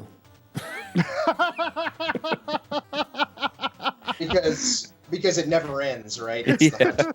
And my wife will be thrilled. She's like, "Oh, you're doing this now?" I was there just a week ago, and she said, "Thank you for taking stuff out of our house." I think the same thing is going to happen. I think my wife's going to be happy because there's some stuff out of this house. But I mean, at least with this stuff, as long as it's archived, you can go. You can go and watch it if you want to. I'm at the point now where you're kind of if it's detached. on the Plex server, I'm good to go. Yeah. At this point, it's not as much about the media for me. As interesting as that is, it's just about preservation. Right. So as soon as it's preserved, I'm good. Here we go. Here's Fatal Fury Special, Garo Densetsu Special. It's kind of hard to see the artwork. I don't know how well my webcam's gonna. Yeah, it's actually picking up pretty good. Yeah. Of course, you can get actual posters of this stuff, but if you get a laser disc, you actually get. You can make your own. Yeah, if you get the laser disc, it's a poster, it's a movie, it's all in one. Somebody asked earlier, said they're interested. Do you have any laser active games? No, but I have a friend who's really, really into laser active. Mm-hmm. So I hang out with him a lot. We play laser active games. I think he recently got he was stoked because he went to PRGE, that's Portland Retro Gaming Expo. and he picked up like some really rare Laserdisc or laser active Mega LD called Don Quixote. Or something that he was stoked. I'm sorry, guys, I don't know that much about laser active. No, I mean, like, I'm just wondering because I know that the YouTube channel Metal Jesus Rocks just did a big thing on laser active, and I wonder if it was with that guy because I think that, like, you live in the Portland area. Yeah, in the Portland area. So I mean, I'm pretty sure that that's where he is as well. Well, who was his guest? I didn't see the video. Oh, I don't know. I have no idea if it was. Try. Can you? I'm look that up familiar really with quick? some of the folks around here, but not all of them. But, Okay. That's kind of it, actually. No, you're like, clean all this stuff? That's all. That's it. Well, I mean, I guess there's more SNK stuff if you want, but Yeah, I'll see a couple more, and then I'll play another segment, and then we'll, there's so much we'll VHS stuff I could show if you guys want to see it, but I don't want to, bore anybody with this stuff. Well, this is cool to see because it's like the artwork is just so cool to look at. Yeah. Here's this one. Someone's saying that it was Crazy Joe, was the guest maybe. I don't know if that. I don't know. I didn't see it. I saw it pop up in my subscription list. I'm pretty sure isn't Metal Jesus in Seattle? I think he's in Seattle. I think. Yeah. Okay. I think I know who they're talking about too. I've seen that guy on Facebook around. Okay. I haven't met Crazy Joe though. Okay. This one came out of a box set. The box set had World Heroes 1 and 2 on this one. I think it had like some of the Goro Densetsu ones, but I already had all those, so this one popped up by itself, and I bought it. Oh yeah, I mean it's a little bit. It has both on one disc. Yeah, it is. I think it's double-sided. I can check here. So, let's see. Yeah, it's double-sided. This one is, anyway.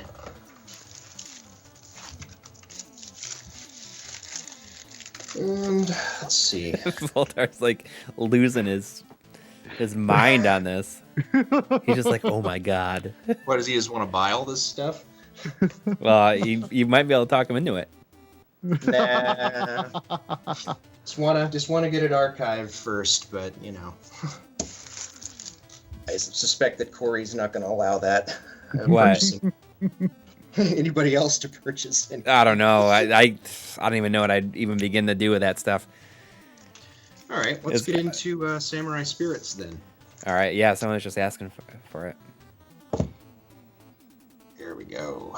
Okay, so this is the original here. Oh, look at that. It's got the Obi. Not all my stuff does. Oh, they had Obi strips with them? Wow. That's cool. You see here, always some kind of interesting design going on with these. Don't feel too bad, Voltar. My wife doesn't let me do anything fun either.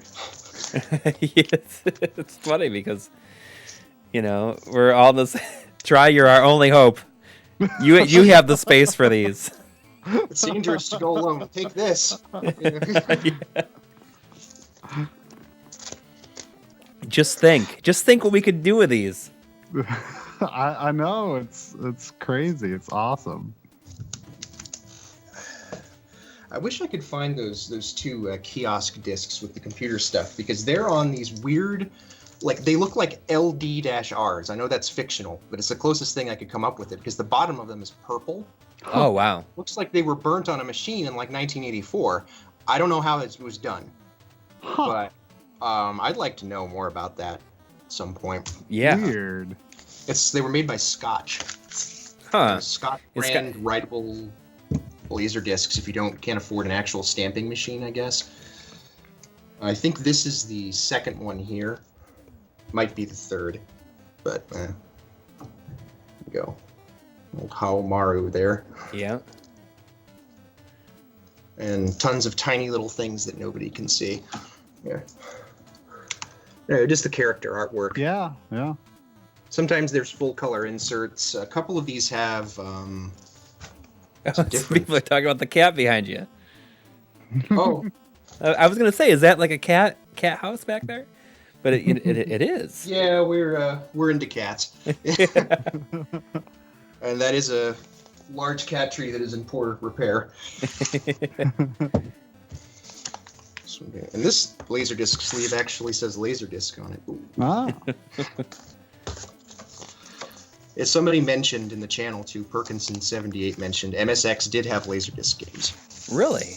Really? And it's the only home port of Badlands, which is my favorite Laserdisc game. Huh. Yeah, I wanted to do a little call out there because those are interesting. The MSX actually has a VHD system with a port of Time Gal on it. Really? Yeah, I didn't even know what VHD was until I think like 2 weeks ago. Mm-hmm. I looked it up. So apparently you have two options for higher quality Time Gal. If you got to go with original hardware, you can go with an MSX VHD system or the Mega LD and Pioneer Laser Active. So those, I mean, you look at like Time Gal and like Road Avenger and Cobra Command. Like these are all Laserdisc games that would they play on a regular Laserdisc player? The Laser Active ones? No, I mean the ones they were in the arcade, or not Road Avenger. It was like Road Blaster. I don't think so. I think they all have they're all with proprietary motherboards. I can't say for sure though. I'm so not like even like Dragon's Lair wouldn't work in just like a regular Laserdisc player because you need to. I mean, well, it's still analog video. So it'll play the video, but you can't control the game. So you just die right away. I've done this. I think I've put like a disc like that. Like I have a Mach 3 arcade Laserdisc that I got one time, and I'm just like, oh, what'll happen if I put this in my Laserdisc player? Because it doesn't have the motherboard to go with it. It's basically just a bunch of clips. Okay. Will it play them all, or will it just like play one, like until like you die or whatever, and then? I wonder. I'm not sure I understand the question. I'm sorry. Oh, I mean, so you said it just played the clips when you put it in a regular Laserdisc player? Oh yeah, it plays all the FMV right off the disc. And, okay, right. That's kind of what I meant. So would it play through the entire game that way? Kind of. Like basically, what happens is for a game like Dragon's Lair, what's going to happen is you're going to load it up and it's going to go through all the scenes, and then it might have the death scenes in the middle. I see. Or at the end. So it's not really fluid because it's not format in a logical linear or progression. Mm-hmm. Exactly. I didn't show this one yet. Here's this one. I think this is 3. I don't have the LD for 4. Always wanted it, never found it. And this one, this kind of has some weird. It's almost like looks like a Res kind of. Yeah. The art. Yeah, I mean Res was after that, obviously, but that's what it makes me think of.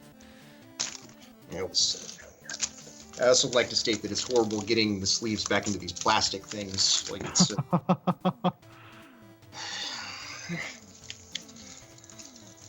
Here's some Art of Fighting. This is 2. I don't have the one for 3. You know, usually the last ones in the series are the tougher ones to get for some reason, maybe because they were released later. Right. This is 2. Oh, that's cool. It's got like each character is glossy on the rest of it's like matte though. Oh yeah. Yep. And they kind of put them in a circle around the logo. And they kind of did the same on the back. Not as interesting as some of the other ones, but yeah, my understanding. Go ahead. No, I just saw a comment in the chat. I'm going to come back to it in a minute though. Okay, I was just gonna segue a little bit. My understanding of the Art of Fighting series in Fatal Fury is that the guys who made Street Fighter 1 left Capcom and went to SNK, and they're the guys that made Fatal Fury and Art of Fighting. Okay. And that makes sense. I mean, I'm pretty sure that I've heard that before too. Man, it's crazy to think just how much stuff SNK was making in those days. Well, and they were so competitive with Capcom. I mean, they became obsessed with, competing with Street Fighter 2. They had market penetration everywhere but here, is my understanding of it. It's tough to find American King of Fighters fans. Yeah, I mean, maybe less so now. I mean, especially since, you know, the series is still seeing like releases every once in a while. Hmm. Here's the one for the original Ryoko no Ken. Basically same kind of idea. Just kind of putting the artwork on there. And then kind of the... I did like how they arranged this with that old photograph in the background. I don't know if you can see it. Oh, it's a real picture? Yeah, I believe it is. It sure looks like one. What is that in the background? I'll have to take a look at that later. It looks like somebody's actually falling out of a window or something in the background of this. Let me see if I can get that. Can you see this right by Robert there? I mean, what is that? Is that somebody falling out of a window or? Maybe. Or is maybe that? someone climbing out of a window? I don't know. Or Insanity. climbing into a window? I don't know. It's too blurred out. It looks like a human though. I'll say that. Who knows? Maybe someday that picture will be found and the mystery will be solved. That's actually legitimately it for Laserdiscs. If you want to play some games, I can go grab some VHS though. Yeah. Okay. Yeah. I mean, I'm gonna put on another segment. Let me switch it out really quick. Let's watch it.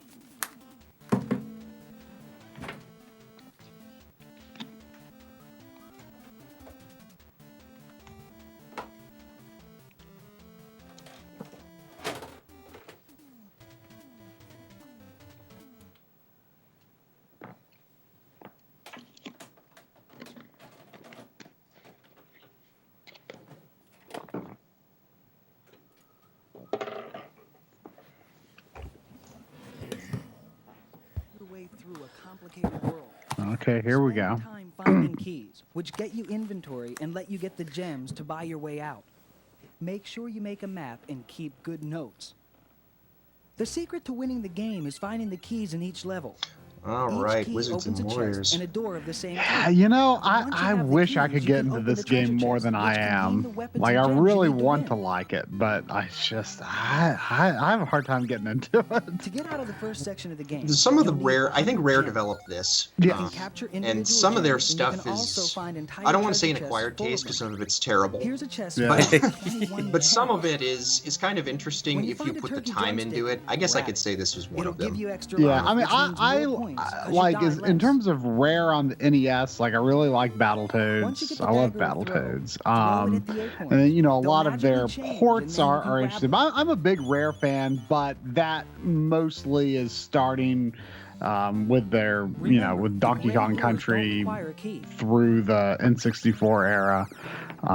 But in terms of their NES stuff, like mainly Battletoads is the main thing I like. Marble Madness, I really like. If you can, try to find I the really Roots of like their Force. version of Marble They will allow Madness. you to open Me any too. chest you don't have a key for.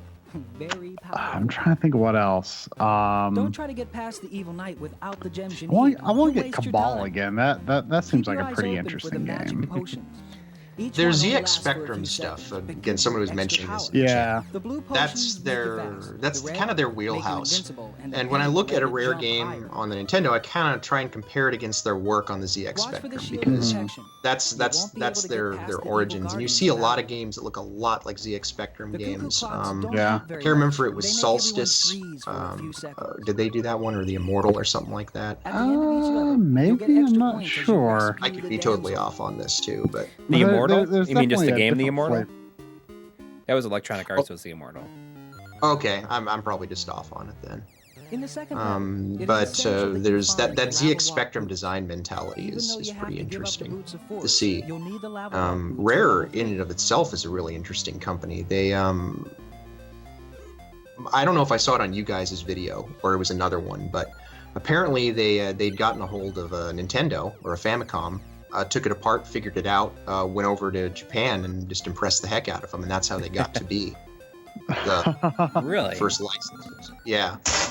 Well, I mean, the NES main chip is just kind of a butchered MOS 6502, so it was probably very familiar to them if they'd ever looked at a Commodore 64 and programmed for it. Mm. They just have to learn the PPU.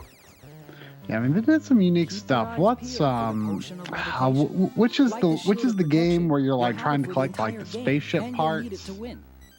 I'm drawing a blank on which one that is. You'll need to levitate. Is it Solar First Jetman, or am I spear thinking each of something bat in the air, else? Then run to I the far just bought side. Solar Jetman the Levitate other day. I haven't and played it fight yet, though. the Yeah, the game I'm thinking of has like the sort of some unique physics. Like they definitely, you know, rare games have an interesting flavor. I used to have Snake Rattle and Roll, which is kind of an interesting game. The white dot on the map shows you where you are. The red dot This gives is, you your I had this in the destination. episode. Yeah. The white dot shows you where you are. Here's The where red you need dot's those where you're boots. going. After you I walk thought, but along the wait, bottom, isn't that ride that a was bubble that to was get up. Skip Rogers' What tip? you That need at wasn't. this Yeah, we're Game watching Game Skip Players. Rogers. This is Oh, we Skip. are watching. I thought we were watching Game Players for some reason. No, this is Skip Rogers. Okay.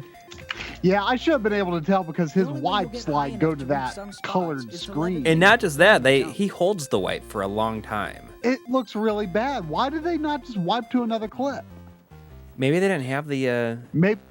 I mean, some of the early ones, like you see a hit in the video where they're like mastering to like a tape, another tape, and it's like it kind of flips. Maybe they just cut to a solid screen like to make editing easier. Like maybe Right. they didn't have all the clips yet. My favorite part is how at the end of every segment they have the skips tips. They're like, We'll lose the lava boots, yes, but we won't be needing skips them anymore. tips. And he's, you know, like gives some basic tips for the game. And every single time it has the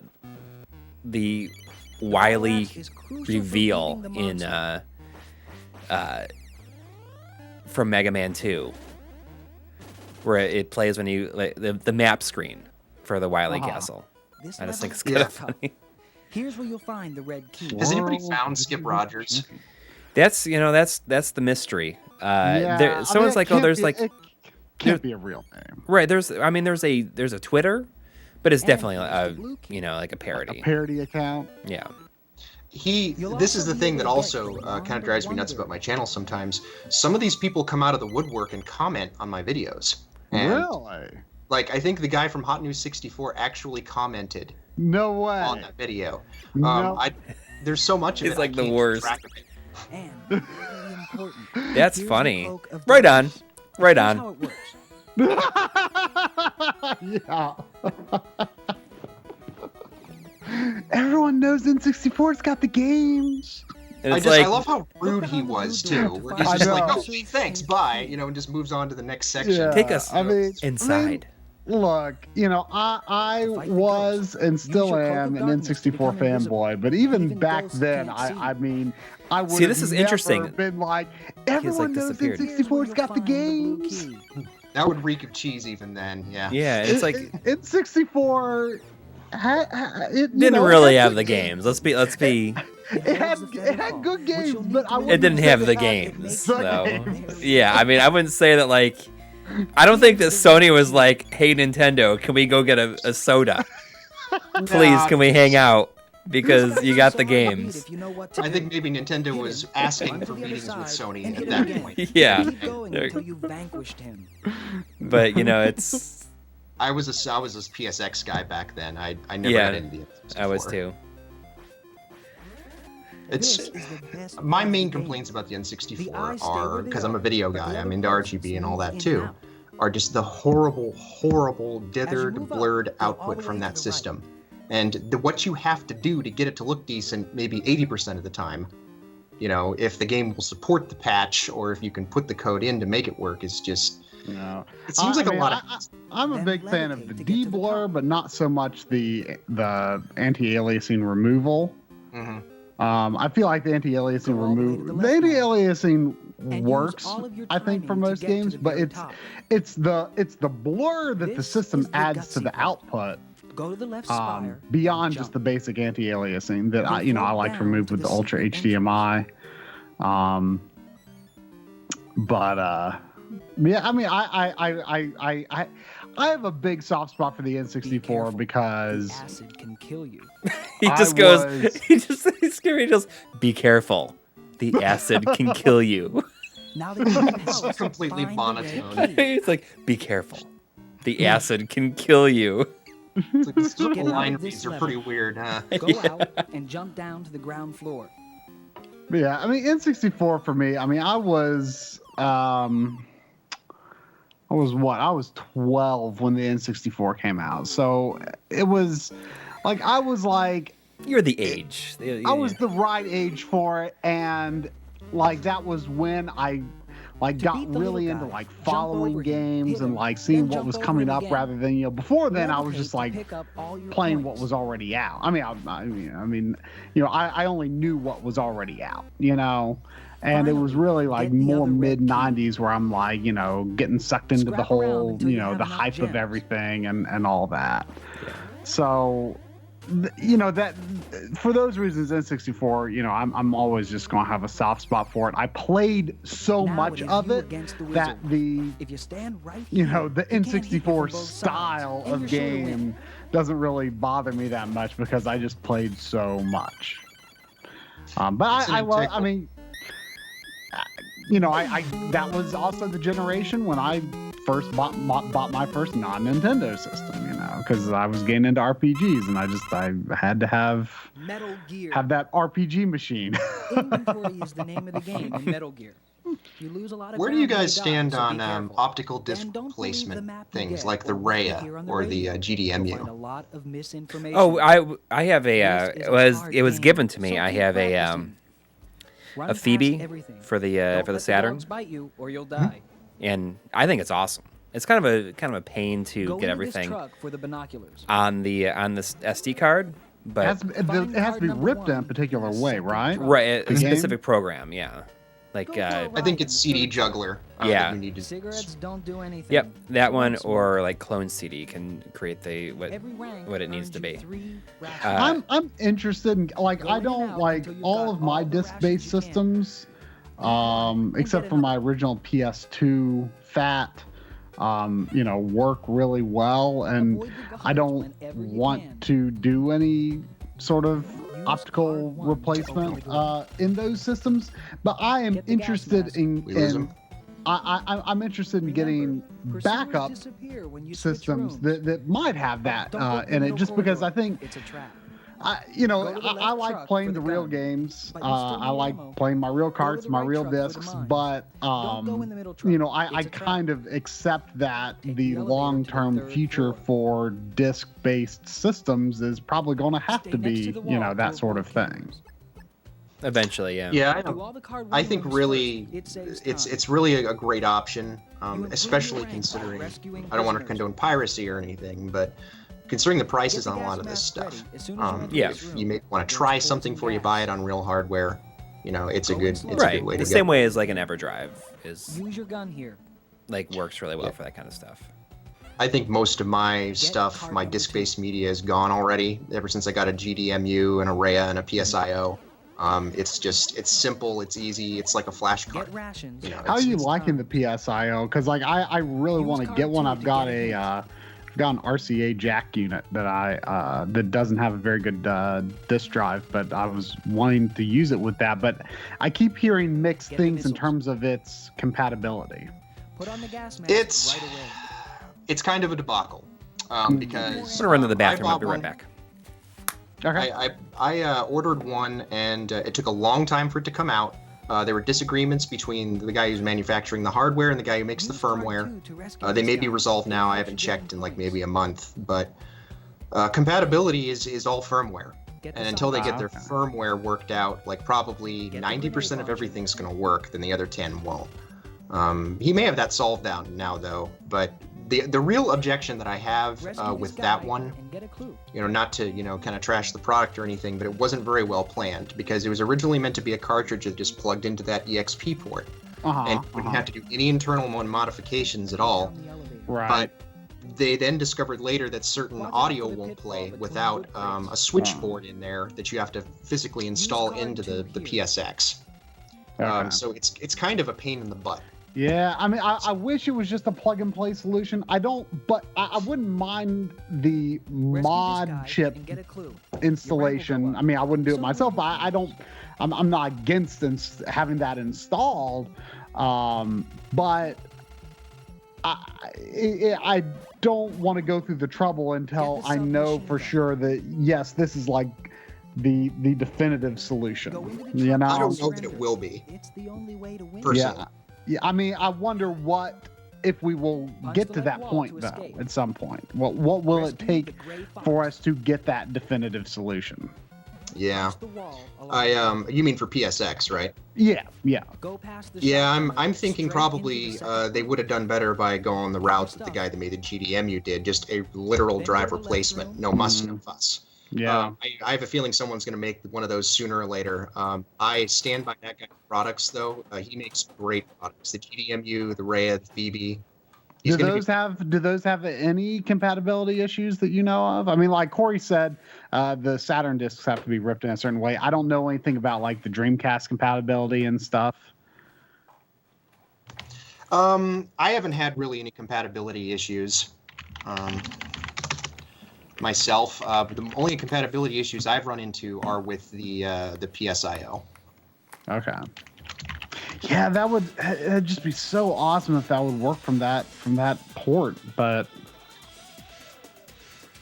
the GamePro theme song is totally butt rock, by the way.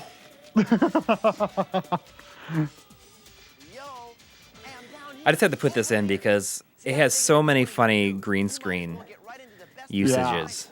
Hey, it's JD Ross. Yeah. He might have showed up on one of my videos. I don't remember. I think I remember seeing something like that. What do you mean? He was like he showed up in the comment section. I mean, really? Because I think I have. Oh, you probably have the other GamePro tape, right? There's a second one that I've only seen. It has a blue cover. I might. I can go look for VHS tapes if you like. I'll see that's what all I right. No, we're it's almost 11 as you know. I just realized, like, for some reason I thought the color was just really bad that you're sending us, but then I looked at the stream and it's just the capture that you're saying direct to us has like really bad color. Garbage in, garbage out. Yeah. Yeah, I mean it's component that it's sending red. you. Is the red channel missing or something? Oh, I see that. Huh. I think the red channel is missing. It looks like it is. Some of these tapes were mastered pretty poorly too. No, But it's definitely. If I look on the stream though, like the red channel is missing. Oh, I see what you mean. It's gray on what you're saying to us, but it's pink on the stream. It's got that code in it. Yeah. Or password or whatever. Right. I hope that's. Oh, here it is. Here it comes. Oh man. Hey. Which video was the one with the just say yo? That was the Skip Rogers. Oh, okay. That's the preview at the beginning. Huh, I hope that the cable I'm using for that is not busted. That suck. Is it component that you're sending us? Yeah. Maybe your PR came loose. Maybe. That's what it looks like to me. All right, well, I'll take a look at it in a little bit here. I wonder if there's a way I can. I'm not gonna mess with it right now. Is it just the component output of that DVD player? It can output component and composite and HDMI at the same time. That's awesome. Yeah, and it has three different audio outputs, like including the audio over HDMI. That's seems like a perfect unit. Pretty much, I think it's pretty. Aside from the overlay. Right. I wish there was a way I could turn it off. But because unfortunately, some tapes just start right at the beginning.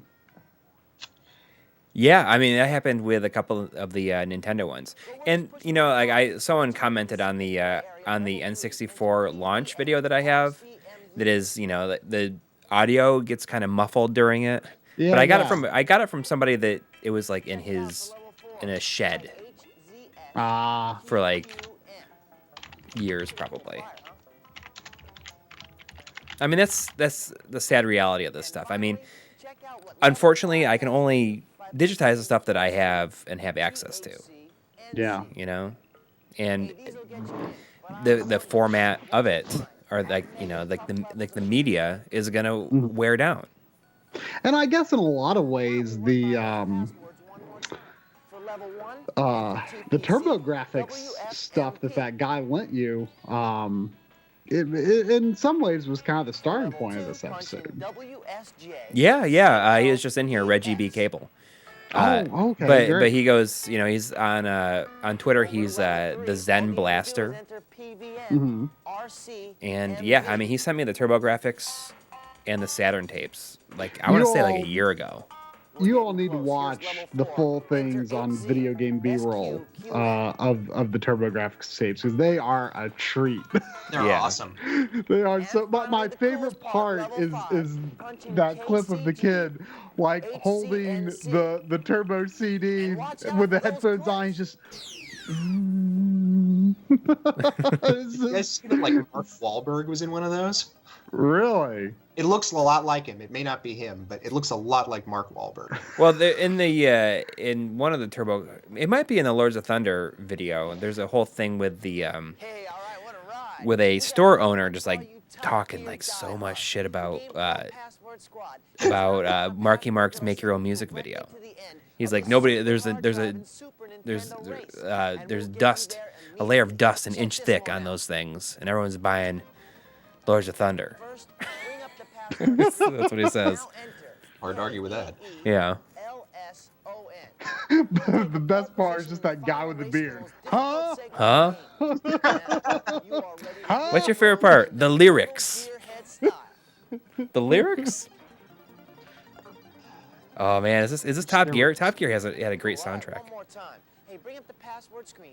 I mean, you're watching this on a video. Like I think that they just took these and transported them from the show onto this tape.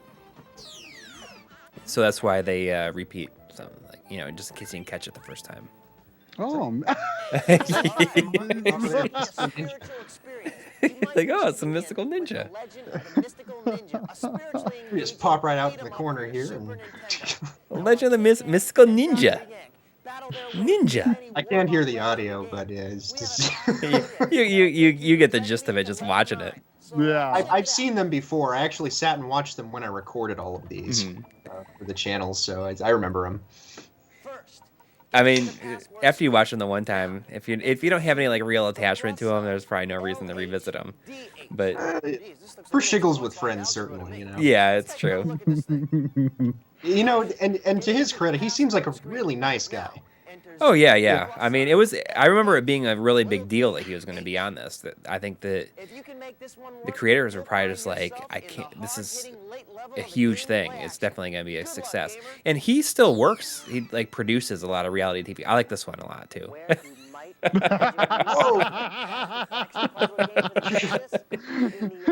Yeah, see, there's the Immortal. It's like some Game Center CX kind of quality there.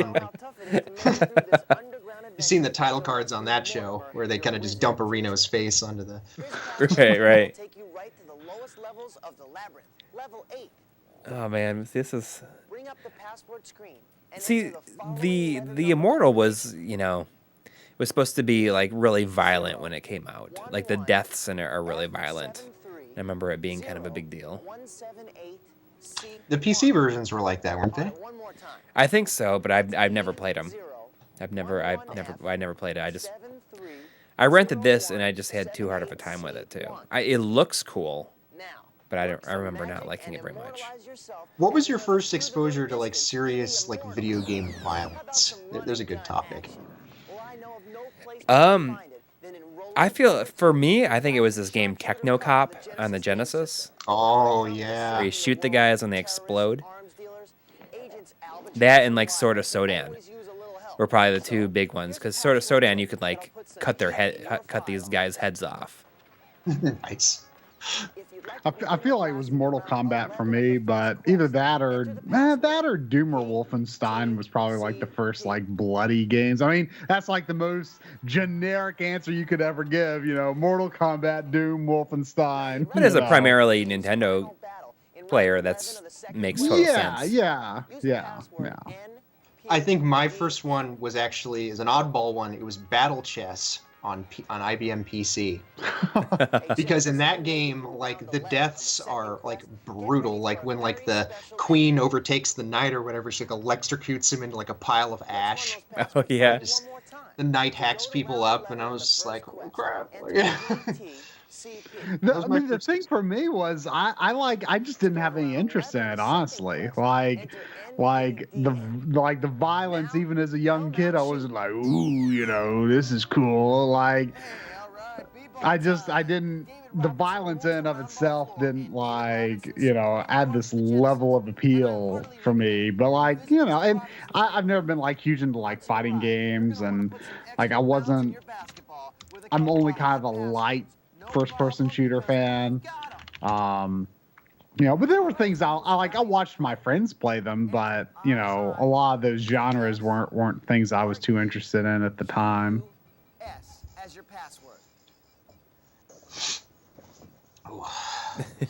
Yeah, there was better. I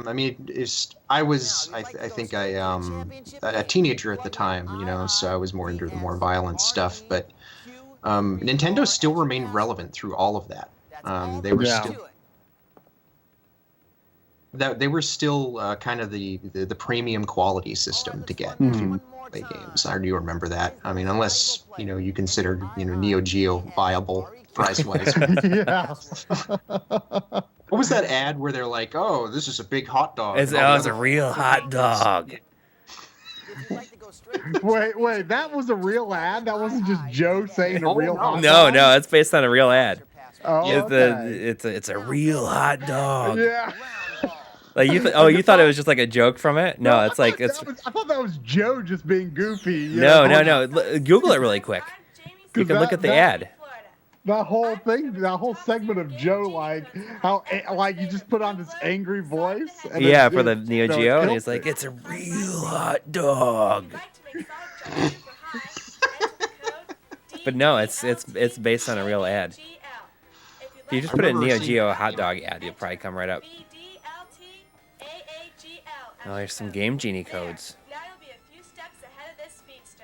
Man, I really want a hot dog now. Yeah. Yeah, you're right. One of the color channels is missing from our screen. Yeah, it's it's just one of my red, cables yeah. probably came loose. Well, you may not be driving the real thing, but you're probably pretty good behind the wheel. They do so much green screen stuff in I here. know. I said they're obviously having a great time with it. Yeah. How many of these did they make? I mean, of the actual show or of the tapes? Yeah. Well, The show, I guess, lasted for 2 seasons. Somebody said, I thought it was just 1 season, but somebody in the comments says I have 2 seasons of this on VHS. I mean, it really seems like such a great idea, this show. Oh, yeah. I mean, I got up and watched it when I found out when it was going to be on. Absolutely, I got up and watched it. And it was on at 6 a.m. Whew. So here he is again. I mean, it's probably cheap for them to build that studio and just do this. Yeah. Well, hey, I mean, that's what we do, right? Well, without the full body green screening, but it's the green screen. You can.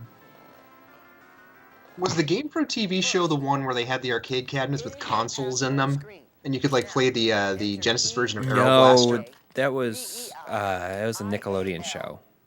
Oh, Nick Arcade. I don't know if it was Nick Arcade. I feel like there was another show that had had something, had some games in it. Because I remember seeing Space Harrier 2 on there for the first time. Oh wow. In the password screen, It wasn't all just video games. They had the occasional video game segment on it. Yeah, I remember being really interested in the arcade, quote unquote arcade cabinets they had on Nick Arcade, because they looked like they just put in special. They were all custom done. Like they weren't like stock. A lot of them. I mean. That's right.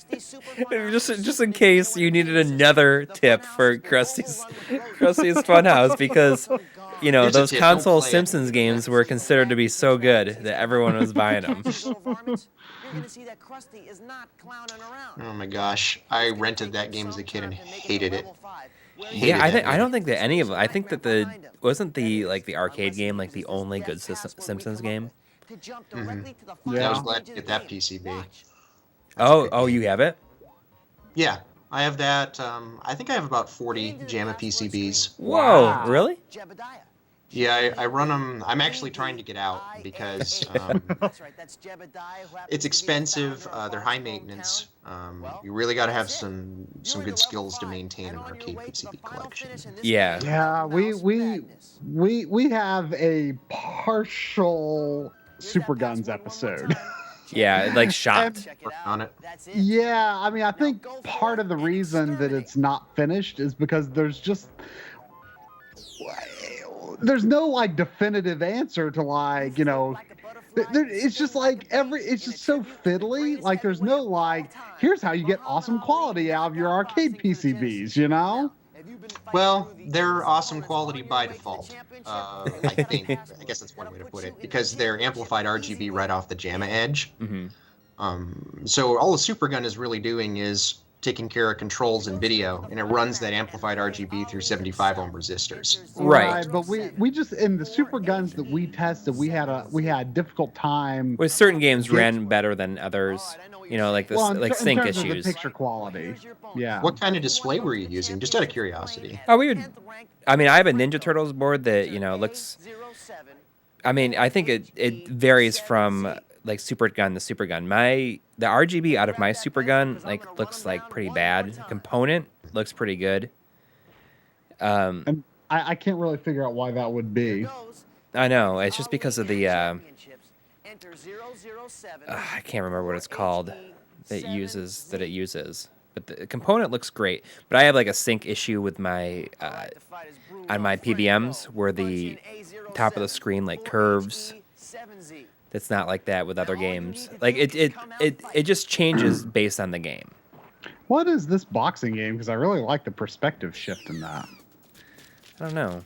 I wasn't paying attention. I'm curious what system it is, just because it's a neat effect. I wish that there was just a way to get a better RGB signal out of my Super Gun.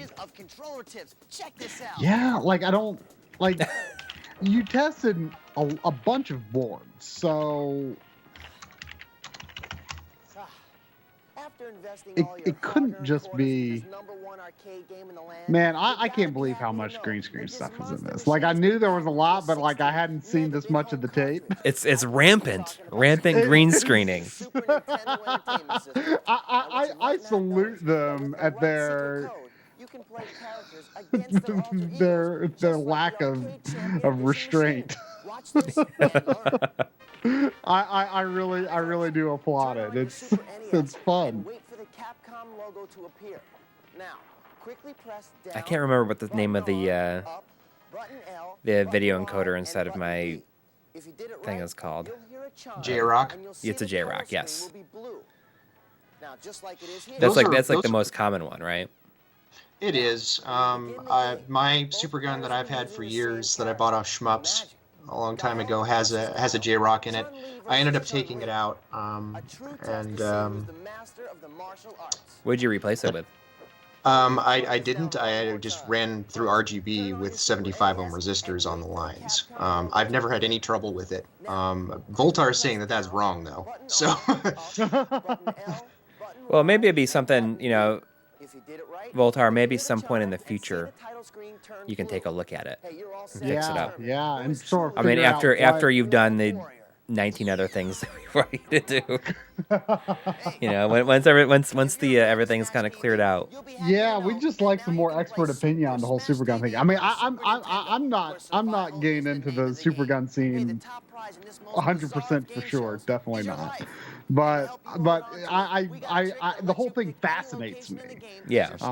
And I really want to see. I want your Super Gun to be getting good RGB, because it makes no sense that it's not getting good RGB.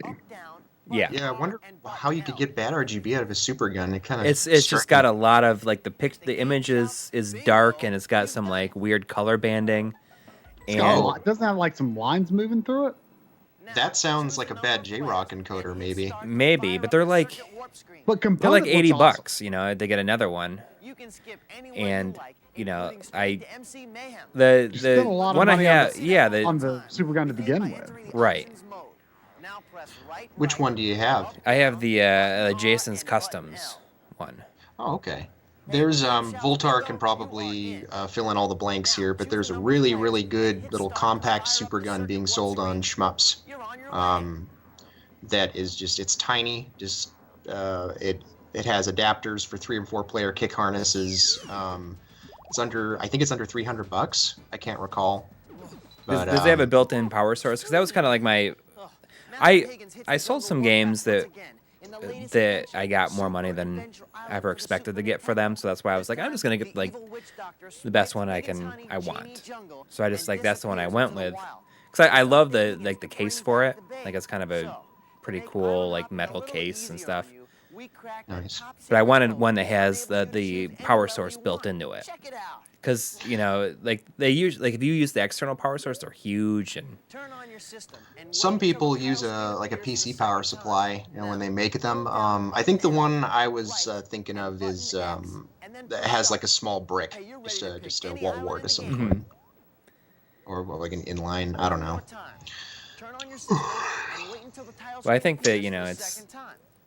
But I'll bring it down, Voltar, in addition to like a bunch of other stuff. Have you guys considered, maybe you already did one and I missed it, have you done a video on like downscaling to 240p, like going from 480 down to 220? Well, I mean, I guess the extra on Emosha that does it is it's kind of expensive, but it would be cool to do that. I want to borrow it. Really? Yeah. Well, you know, I think that's something that once we kind of get caught up on our backlog, that we'll definitely take you up on.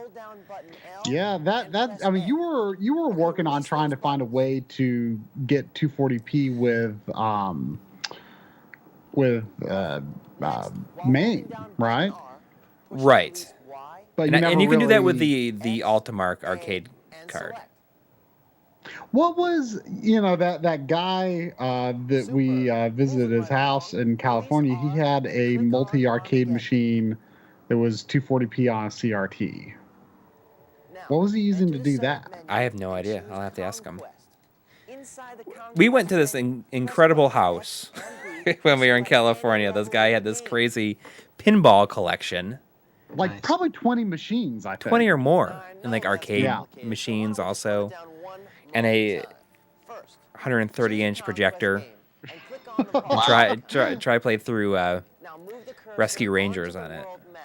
That sounds fantastic. Yeah, and like, you know, even we played some Switch games on it, and like even, you know, Zelda blown up, you know, 900p to 130 inches still look amazing.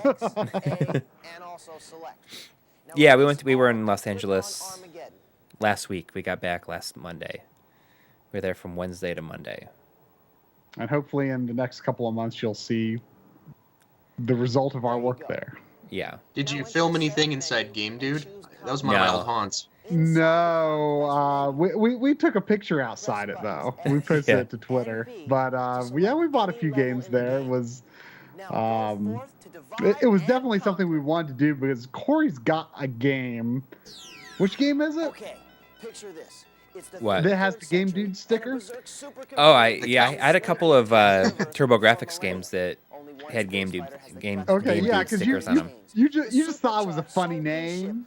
You wait, really quick. Voltar, my wife would like go insane if I brought a 36-inch CRT back to this house. I can hook you up with a 42-inch CRT. but is it RGB SCART modded? Yeah. Doesn't need it. It's an AM4201R multi-sync Mitsubishi. Okay. Well. Yeah, Voltar tried to pawn off this RGB modded Sony CRT that had a SCART input on the back, and like my eyes just lit up when he was like, you want this? I'm like, wait, are you serious? I think he was kidding, but then when I said, are you serious? He's like, well, yeah. I want rid of it, but I couldn't do it. Because I got, a year ago I got rid of my 36-inch HD CRT, and it was such a relief to not have it anymore. I mean, those things are just dangerous to move around. Yeah. I mean, Voltaire, Well, I'll take that if you take my 27-inch Toshiba. So I'll just trade you. You know, why don't you RGB mod Corey's 27-inch Toshiba, and I'll take that one. I would love to have like a 27-inch RGB modded consumer CRT. I would love to have that, but a 36-inch I just can't do. Yeah. I just You can't should do. get an XM29 if you can find one. They're I super mean, expensive now. There are tons of CRTs that we would take if we could just get them. Yeah, but I mean, my wife is like wants me to like get rid of. I'm gonna bring that one PVM down to you and see if you when you get a chance to like take a look at that. See if you can do anything about it. Now I was gonna say you can have that if you want it, but I mean, I'm right now. I'm mostly just happy with my 20L5. yeah, same here. But you know, it's since we do a show about this kind of crap, it's nice to have our hands on some things. I've had so many RGB monitors over the years, but the XM29, that's the one to get. That's what we hear. Yeah, everyone's pretty big on it. But I mean, it might just. I think honestly, like 20 inches is like the sweet spot for me. I think for PVMs. View distance is important too. Yeah, I mean, I'm, maybe like 3 feet away from mine, 3, 4, 5. Well, no, maybe like 4 feet or so. I mean, I'm probably like 6 feet away, but I'm. It's surprising what the jump from 13-inch to 19-inch does, in terms of perceived size. Like it's. I still think playing a 19-inch from 6 feet away is actually not that bad. I had a problem when I was running the 42-inch Mitsubishi, was that the room wasn't wide enough, my game room, for me to get the correct viewing distance from the screen. It's massive. And it was so big that actually the picture seemed fuzzy, I think, because I was just too close to it. But that monitor can do stuff that most other monitor, like even multi-syncs, can't do. Like it can do R.G.B.I, like CGA. It can do 1080i high vision over component. It can do mid-res 24 kilohertz. That's pretty rare. Yeah, that's good, especially if you're playing arcade games and you're set for it. Yeah, I had a PC98 at the time, so I needed it. But how much did it run you? I mean, did you get it at a time where it wasn't? It cost way too much, and I overpaid. I paid like $300. Well, I mean but now that would be considered a good price, probably. For a PC98? Oh no, I meant for the PVM or the XM. Mitsubishi, I think I paid 150. It was a pickup up in Seattle. Okay. So I mean, I think that's what it was. That's a really good deal, I think. Apparently, it had been used in a church for a long time, and this guy just had it in his house and like was annoyed because it was too big. So drove up there and got it out of his house. What screen size is it? 42-inch. 300 pounds. Took 4 of us. That is insane. Did you have to take it up any stairs? Insane. Yep, 3 flights of stairs. How did you are you still in that house? Nope. How'd you get it out? That experience convinced me that no dual level homes, just single level homes. But it's amazing if you have the space for it and if you can find one. They're unicorns. They're really hard to get. Yeah. I mean, how's the geometry? I never had any trouble with the geometry on that one. It was old. It probably it's at a friend's house now, but because he really, really wanted it, and I'm just like, okay, give me the XM29 back that I let you have when I got this, and you got a deal. The geometry's okay. I think it needed to be recapped. Probably that would have improved the picture quality a little bit, but I really can't gripe too much about anything but the weight and the size, because that monitor handles anything. Wow. It's probably the most versatile one I've seen. Second place would be XM29 because it's a more convenient size. And I think the picture looks better on the XM29 personally. But, yeah. 42-inch, man. It's like bigger than my HD TV. Yeah, I think, what do you get like out of the center of a 60-inch TV? Like 40? Isn't it about 40 before 4x3 picture in the center? Oh, I have no idea. But it's just, it was, that was a comically oversized monitor. Like the glass in the front actually, like it kind of like bows out like this. Look at him floating around in space. Oh wow, look at him go. Sometimes there's some weird like deinterlacing artifacts on here where it looks like things are not perfect. In order to make it perfect, you have to like do blend field in a program or. Well, I mean, I can blend it probably in Premiere. That's usually what I ended up doing when I was uploading my stuff. Is just if it's like actual 480i content from the Laserdisc and not 240p turned into 480i for the Laserdisc from game footage, you do blend field. I do drop field for 240p stuff, and then just line double up to 480p in the processing. Okay. But your VCR does it for you. Right. I mean, it's just sometimes you get some weird issues with like things that are flashing or certain colors, and you see some skipping here and there. But I mean, honestly, unless you have like a production studio that has all this equipment, and you're kind of like limited in what you can do. I mean, it's just gonna like this. It's just gonna be difficult to get it to be completely perfect. Yeah, and you know the mastering is bad on some of these old tapes. I mean, Right. You can't polish a turd. Yeah, that's true. And in some ways, you know, if it was too perfect, it wouldn't have that VHS feel. Right. It has to look bad. Yeah. That's why everybody should play NES and composite video in RF, right? Well, you know, when we used Coury's VCR for most of our the VCR you were using at the time, which you just gave to me actually. We used that VCR for most of our How to Beat videos because it had this really thick, wavy line at the bottom of the screen that none of our other VCRs had. Like that was, we wanted the worst looking VCR between us to get the proper effect. Yeah. Except for like the How to Beat VHS tapes, then we did those as the best quality that we could. Because we wanted it to seem like, it was a real product. Right. Wasn't intentionally bad looking. Yeah. No, I think this looks just fine. What the heck is this game with this big guy rolling into a ball? It's called. Oh man. Look at that move. Like pretty gross. Yeah. This is called Slaughter Sport, but before it got titled to Slaughter Sport, it was called Tongue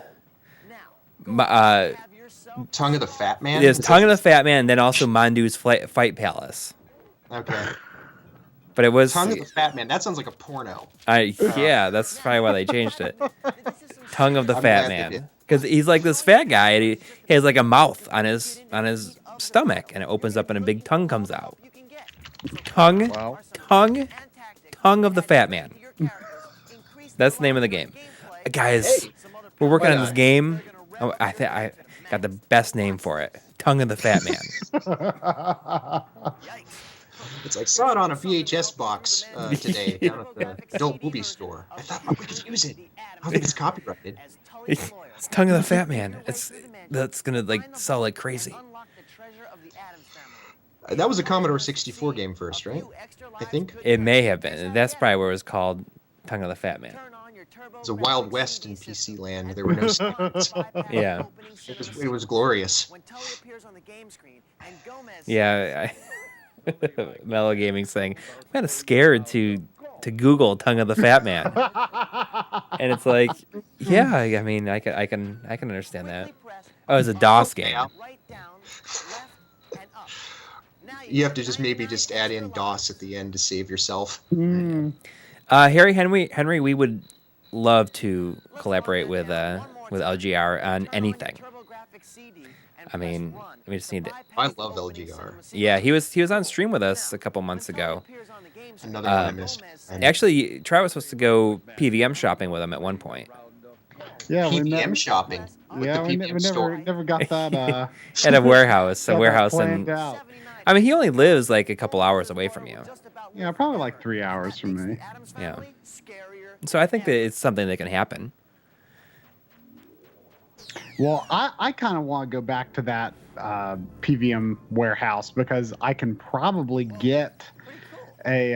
Is he going to do the Castlevania jump? Oh, I gotta see this. Is he going to do the jump? You're gonna be pretty excited when you see it. Is he gonna? Do they have enough budget to make him fall off the screen? I don't remember what he does. I feel like he does like a flip or something. Come on. Jump. Do a flip. Oh, come on. Oh. Yeah. Oh.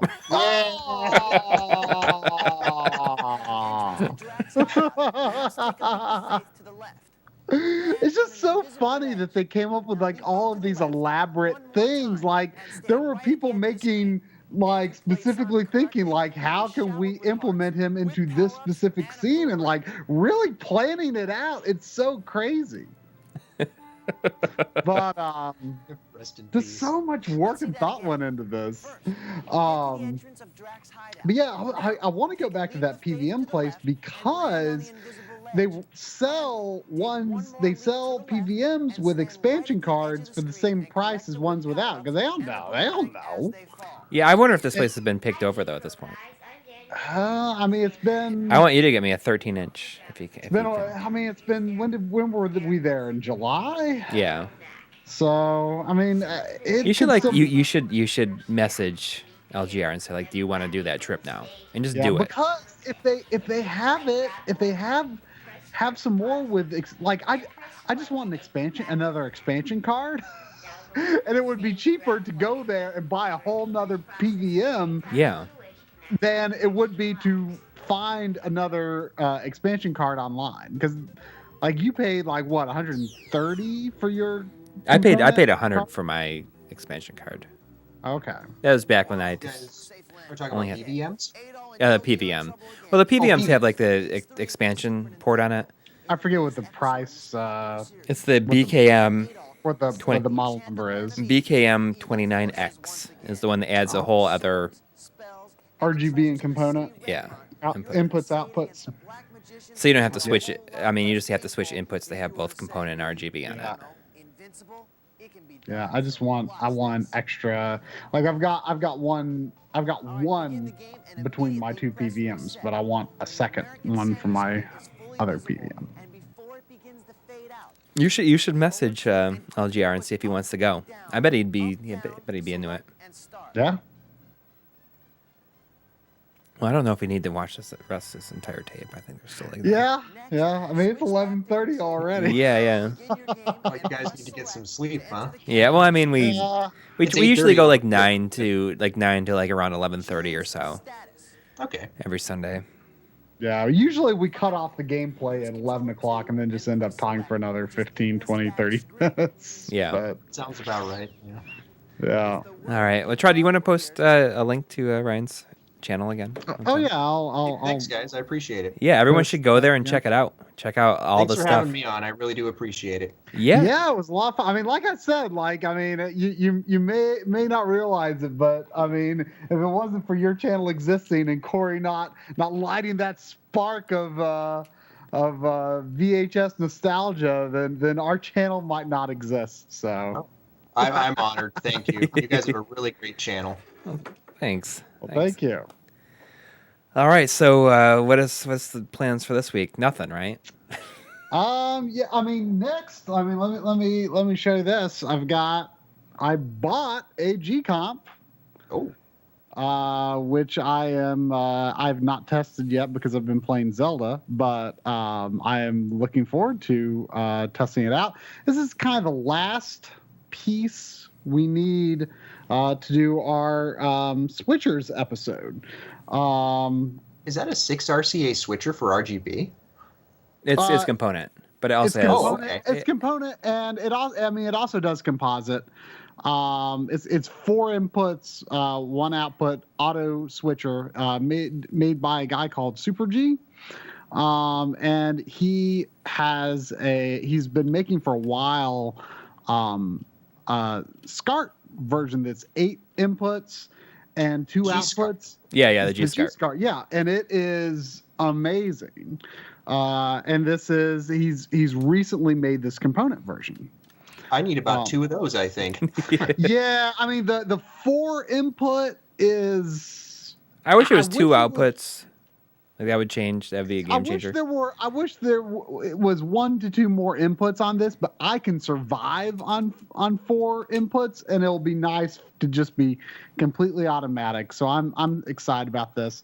So my plan for this week, originally Coury was going to do the SCART switchers episode, but we've sort of been having to reshuffle priorities, and so Coury actually sent with me back home from his place some of the switchers that he had been acquiring for this episode, send them back with me. So my plan for this week is beat Zelda, do all my testing that I need to do on all of our switchers, write the script for it, and I'm hoping it's not going to be like a super crazy episode. I mean, maybe this will be under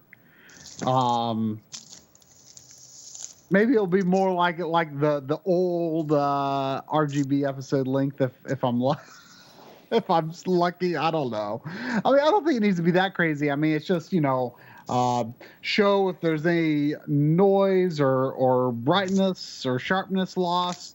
Talk about the general functionality, any quirks, of all these switching options. And of course, you're going to be providing Extron material, right? And I don't think it's going to be that crazy, but it's an episode that we've promised for a long, long time, and we need to finally get it done now that we've got, I think, all the pieces that we need for that. So look for that in the next couple of weeks. My dream would be to get that done before Persona 5. We'll see. I feel like that's not completely unrealistic. Assuming it's not like a super crazy long episode, because I can't think of a reason that it would be. But then again, something always happens, doesn't it? Yeah, the episode always ends up being about more than just what you thought it was. Like, there ends up being this complex topic that we've never talked about before that we have to explain, that kind of comes up because we decide it's relevant. That's a good thing. Yeah. I mean, the episode always ends up becoming about something more. When we did the high-def NES, then it ended up being about explaining non-integer scales. And then we've had to explain non-integer scales in a bunch of other episodes and stuff like that. Yeah. Have you guys gone through the whole mess of round versus square pixels? I think. Yeah. Yeah. With 4x3 stretching and just. Mm-hmm. Yep. The NT Mini episode has a good bit about that too. Every time we have this thing where there's a digital representation of a retro system, then we have to explain, okay, well, here's why it's too skinny, or here's why it's too fat, or here's why the pixels change sizes as they scroll across the screen. And I'm so sick of talking about it. Yeah. I ran into that problem with getting Mega Man 9 and 10 on Wii down to 240p.